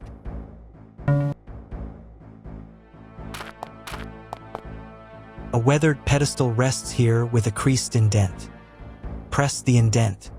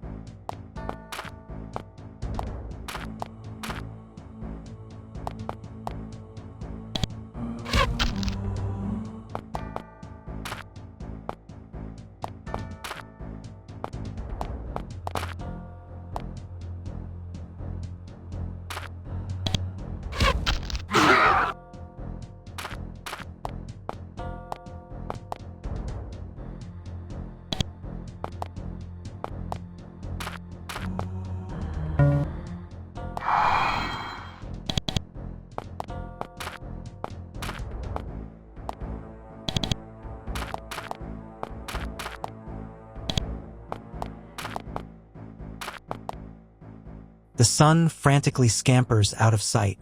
The grass is now patchy and mottled with barren rock. Plants exist sparsely, but they hum like a dying poet on a dreary winter's day.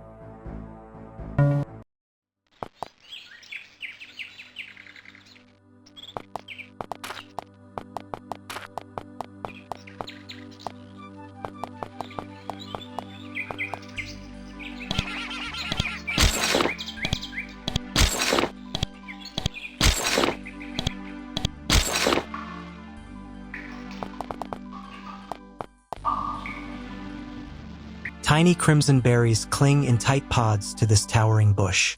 They appear to be the Halron berries Warwick was looking for. A large satchel is collected to bring back to Warwick.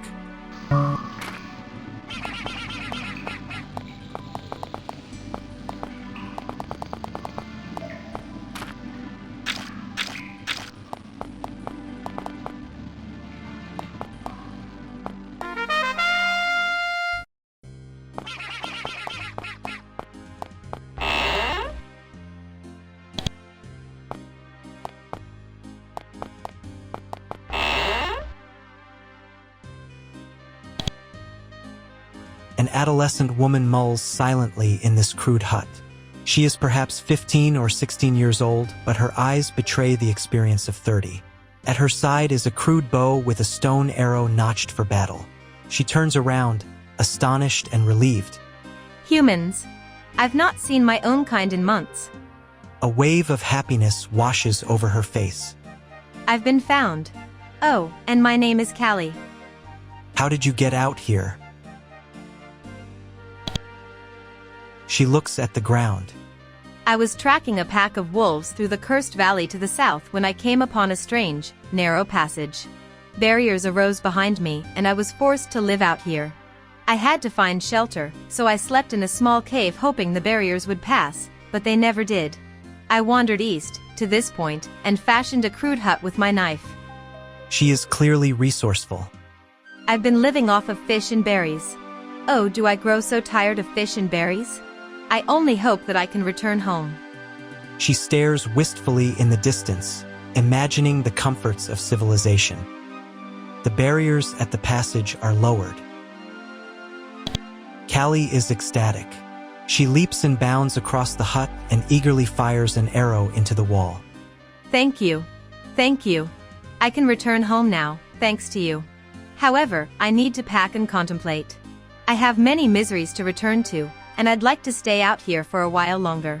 Do tell my parents, Lumberg and Julia, that I am alive.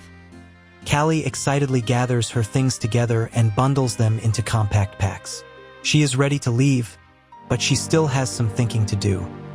I have another question. You return to Callie. She is fletching crude arrows for defense against demons. Hello again. What do you want? Your mother is looking for you. She nods rapidly. Oh, I'm sure. Tell her that I'm all right and that I'll return in a few weeks. I'd just like to stay out here and think a little, if that's all right. Thank you very much.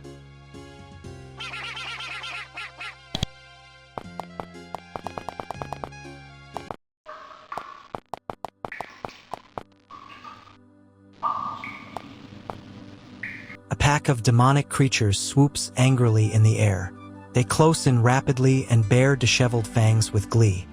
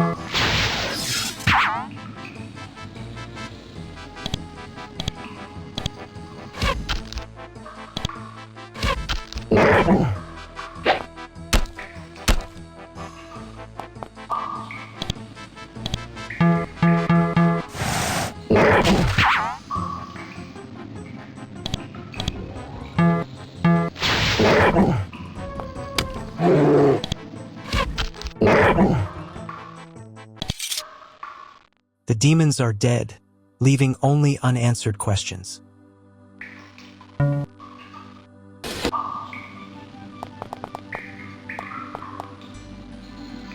A serene yet ominous tower looms in the distance. It is likely that one's journey is nearing an end.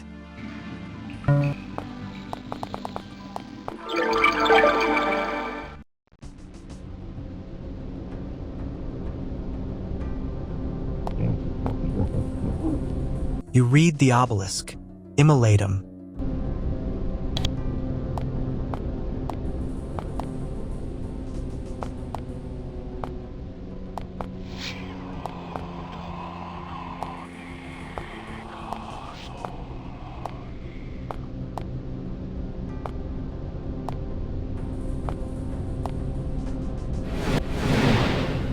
Centered around a wine pot are 4 large imps. Their faces express no sense of surprise, suggesting they caused the recent teleportation. A single imp appears to have authority over its peers. It acknowledges the present guests and speaks in a childish tone. Our master says adventurers are an intrusion to her solitude. However, she understands the phenomenon of curiosity and will offer forgiveness. The beast breathes loudly. Accept her offer to leave, and removal to Amadis shall be immediate. It then hovers impatiently for an answer. Ask who their master is.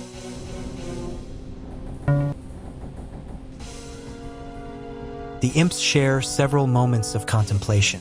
They almost seem insulted by the question, but at least they remain friendly for the time being. Nonetheless, they have yet to provide an answer, and they do so in unison. She is powerful and cunning and an even better master. Their voices begin to amplify. We cannot say her name, for her intelligence has created us. Please, there is wisdom in her offer. Ask how their master created them. The netherworld creatures have grown impatient. A burst of magic washes over them and they attack.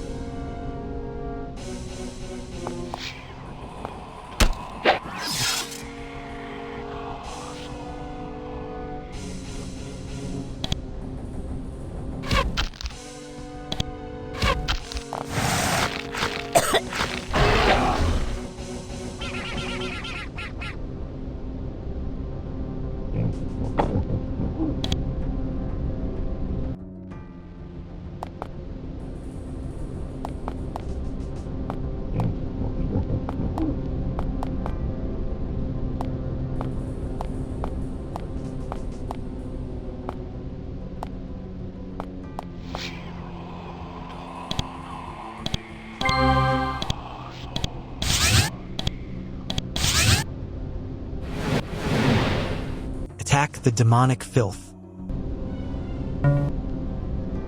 The imps immediately recognize the sudden hostility. They brace for battle as a wave of magic washes over them.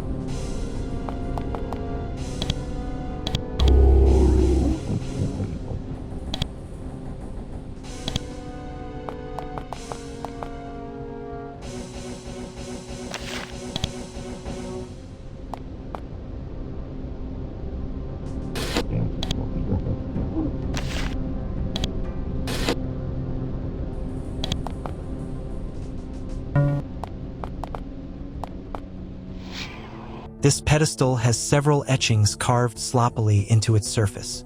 They appear to be archaic runes of some sort. Read the etchings. The runes detail basic healing rituals, but their attention to detail is remarkable. Soon the party is better able to cast minor healing.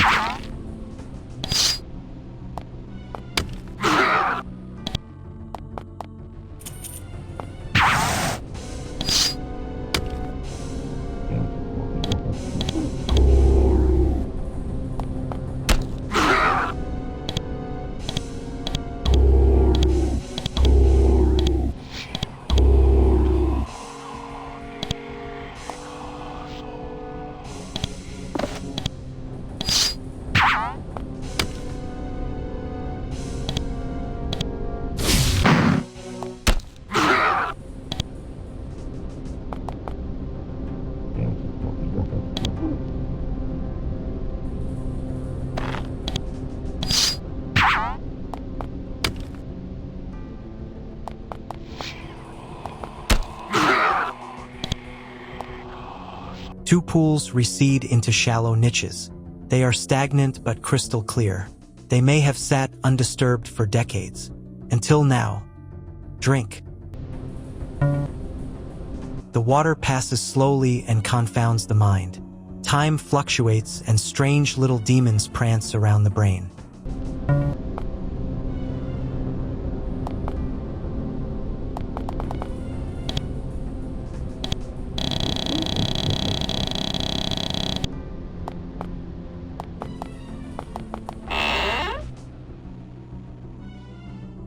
The remains in this room are not of humankind, but of livestock such as swine and cattle. The ghouls lurking in the room do not seem to mind.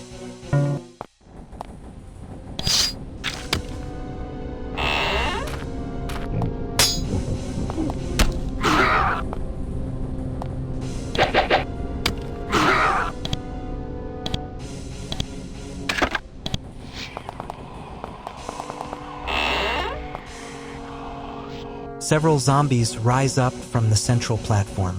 They shamble awkwardly towards their next victim.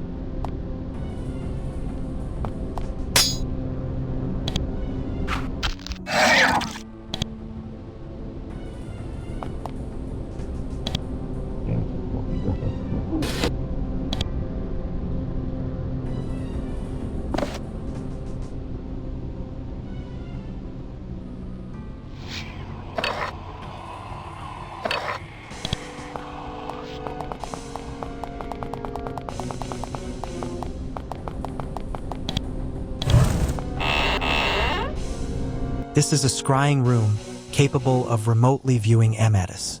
The mayor slumps in his chair and the guards stand alert.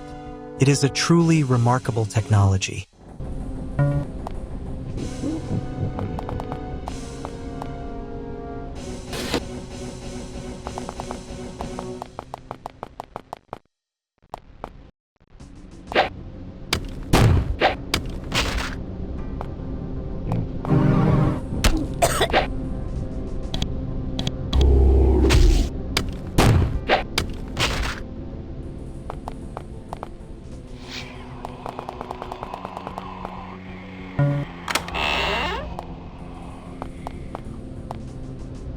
This desk contains a note that reads, "Lament the troubled mind, for its sorrows and chokes.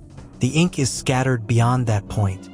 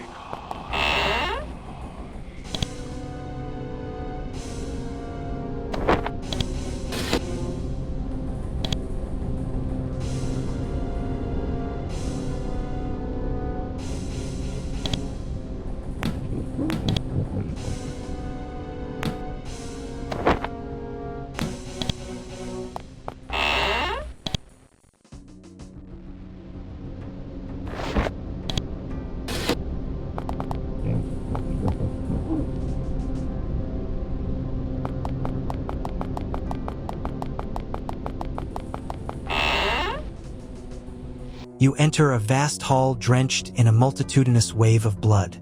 Pools of blood desperately attempt to escape their simmering abodes. The blood radiates a sickly glow and a vague sense of nausea. Gargoyles, stone servants of misery, raise vats of life energy about a central pond of blood. Their limbs are distorted in sharp agony, their bodies whipped and cracked. At the stinking head of this site is a narrow humanoid figure shrouded in a web of darkness. Your journey is soon drawing to an end, but not without a confrontation.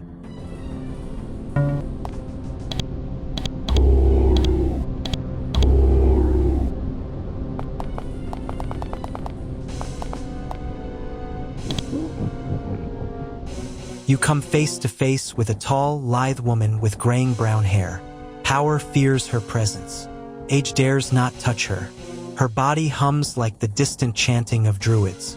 At her right is a staff bearing a ghastly demon's head. At her left is an open palm poised for magics. Between the hands gaze eyes of a distant dream, eyes so intense that they wrestle with the sun's brilliance.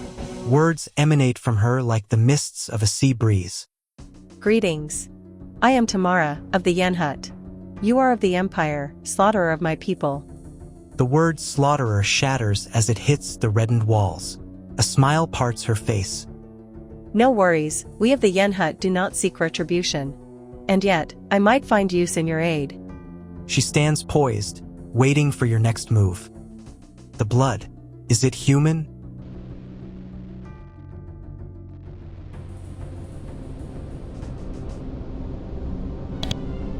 Tamara reels her head back, causing the room to vibrate. Do not think I would violate the ways of my people and take the life of another. It is the blood of mere cattle and mere swine. She regally waves her hand in a ceasing gesture. I have already sensed your question. The blood, it fuels me. It is the source of my power. These magics extend my life beyond the callings of nature. I am no fool. Such magics are corrupting. I have only my will to guard against tyranny, the will that my lands will one day see peace, the will that my people shall not rest in vain. Your people violate the land so that they may rob its life essence. That is why I exist. That is why I parley with you now. I suppose I shall let you ask of me other queries. You're the source of the demons. You relay to her the heinous acts of her demon spawn. She joins her hands together in a slow sweeping motion. I weep in the face of such destruction. I have no intent to cause retribution. I am merely driving out the invaders of this land. A tear thrusts through her ducts and slithers wryly down her cheek. My people were enslaved by your kind and subjected to wretched illnesses. Now, it appears that my control over the netherworld is illusory. I apologize for these deaths. I merely ask that these lands not be violated, that they be left in peace as a memorial to the harmony that could have been. This is all that I ask. Will you help me? That means you're responsible for the deaths. She bites her lip angrily. I am no murderer. My people have practiced demon magics for centuries. This was an unforeseen circumstance that I deeply regret. I only wish to see Charon laid to peace. Then where did all of the people disappear to? She weeps openly. The walls slump with her grief. I suppose that my demon servants consumed their very flesh and gnawed their bones into a powder. I deeply regret the results of my actions. Help you? How? She nods thankfully. I have tried to send message by means of my demon servants, but it appears they are unruly. I only wish that you deliver a message to your Mayor Lumborg. Tell him that he and his lot are being evicted. I wish no further conflict. Amadis must be dismantled and Charon left in peace, as a monument to the suffering of humankind. What if Mayor Lumborg refuses? She sighs mournfully. Then I shall have to continue my existence and plague the lands of Charon. He will not rest until this land has been abandoned. I have another question. Go now. She sings calmly. Free this land for my people.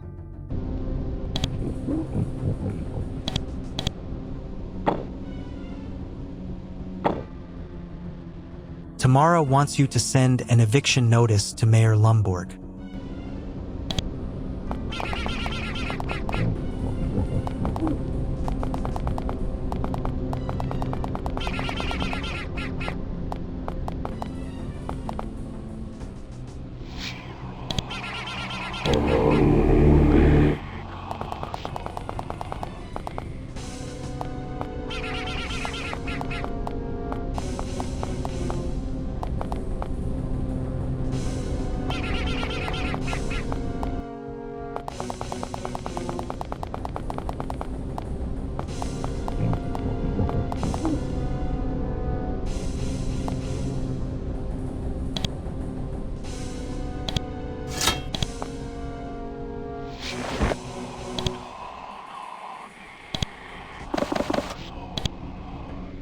An oddly shaped pedestal stands neatly in the corner. Its contours are haphazard and its color a dull beige. A simple button lies in the center. Leave it alone.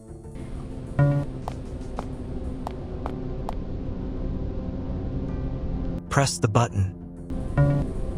A barrier disappears to the south. Oops.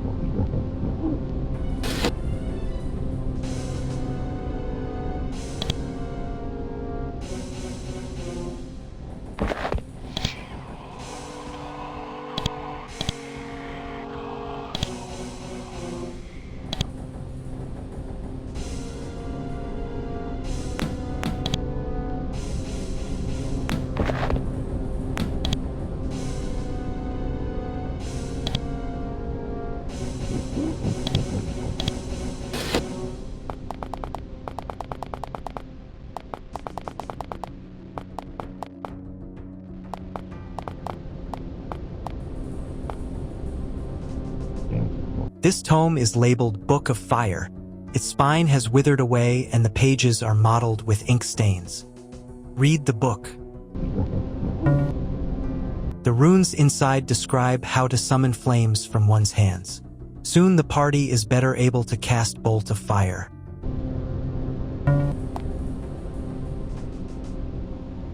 This tome is thick but contains runes in an absurdly large font. The runes are written in a bright pink ink that does not contrast well with the paper. Read the book. The runes describe the nature of the sun's rays and how to replicate them artificially. Soon the party is better able to cast light.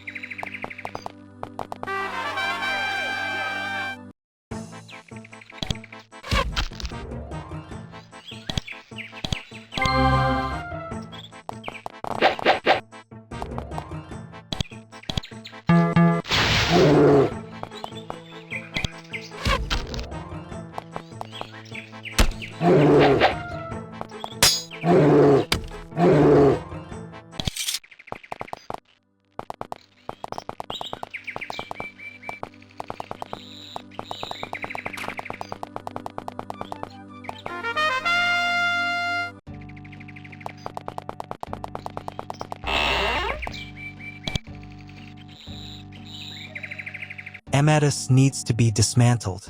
Everyone must leave. What? Behind Lumborg's weary countenance lies a web of confusion. He listens to the demands half-heartedly. We can't be punished. This was not our doing. This is our land. I will not take commands from a demon. He manages to appear irked. Go. Remove her. Charon cannot have this. Complete your quest. Or leave. No, you must leave.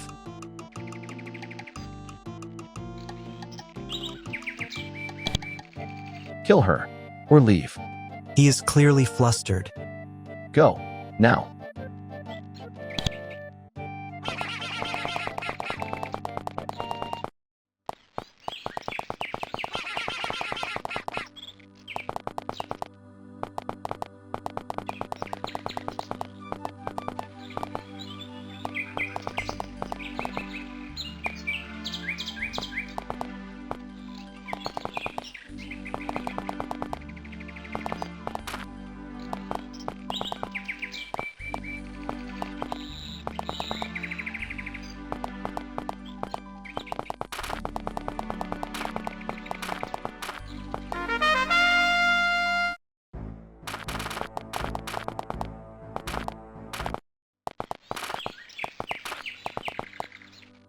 A large deciduous tree thrusts itself out of the ground. It is eerily foreign to Charon. Low-hanging fruits sway silently in the absent breeze. The tree beckons the weary heart. Leave. Eat of the fruit. The fruit is acrid and smells of rotten egg. However, one feels an odd state of enlightenment after eating it.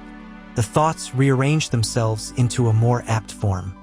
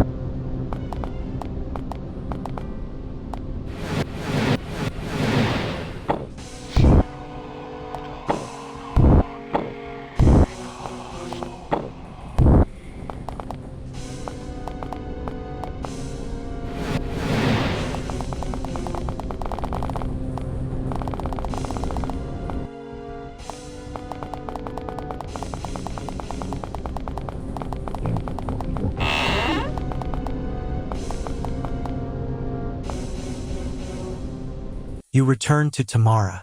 She stands regally among milky pools of blood. Her weight impatiently shifts as she anticipates your speech.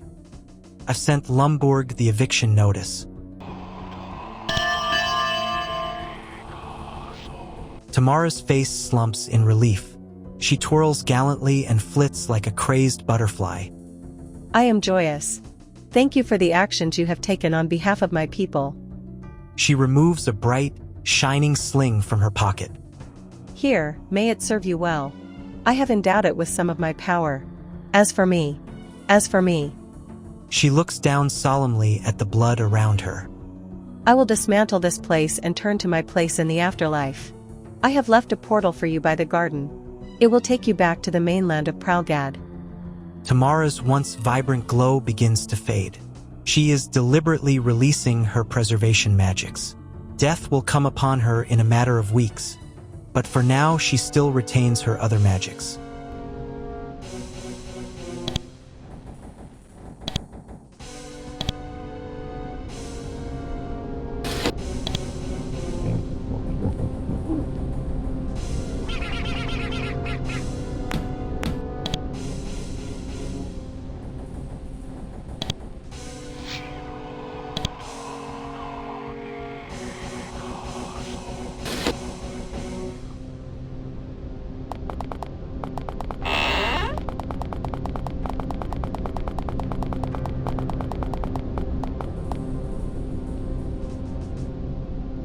This portal leads to the mainland of Pralgad and will end the scenario if entered.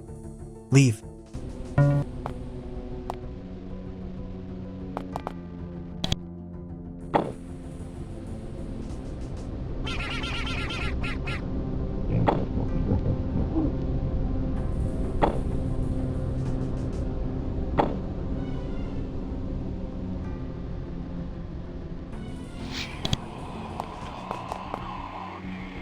Enter.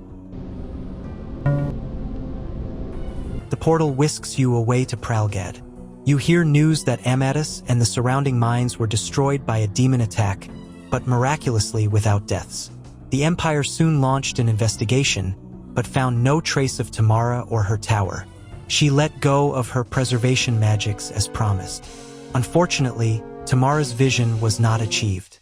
Amadis and Charon's mines were soon rebuilt in the following years, but now a memorial exists to the Yenhut tribe. Empress Prazak issued a decree apologizing for the Empire's past actions against the Yenhut. You feel accomplished in the aftermath. Tamara did not achieve her wish, but the Yenhut were ultimately remembered and symbolically laid to rest as they should be.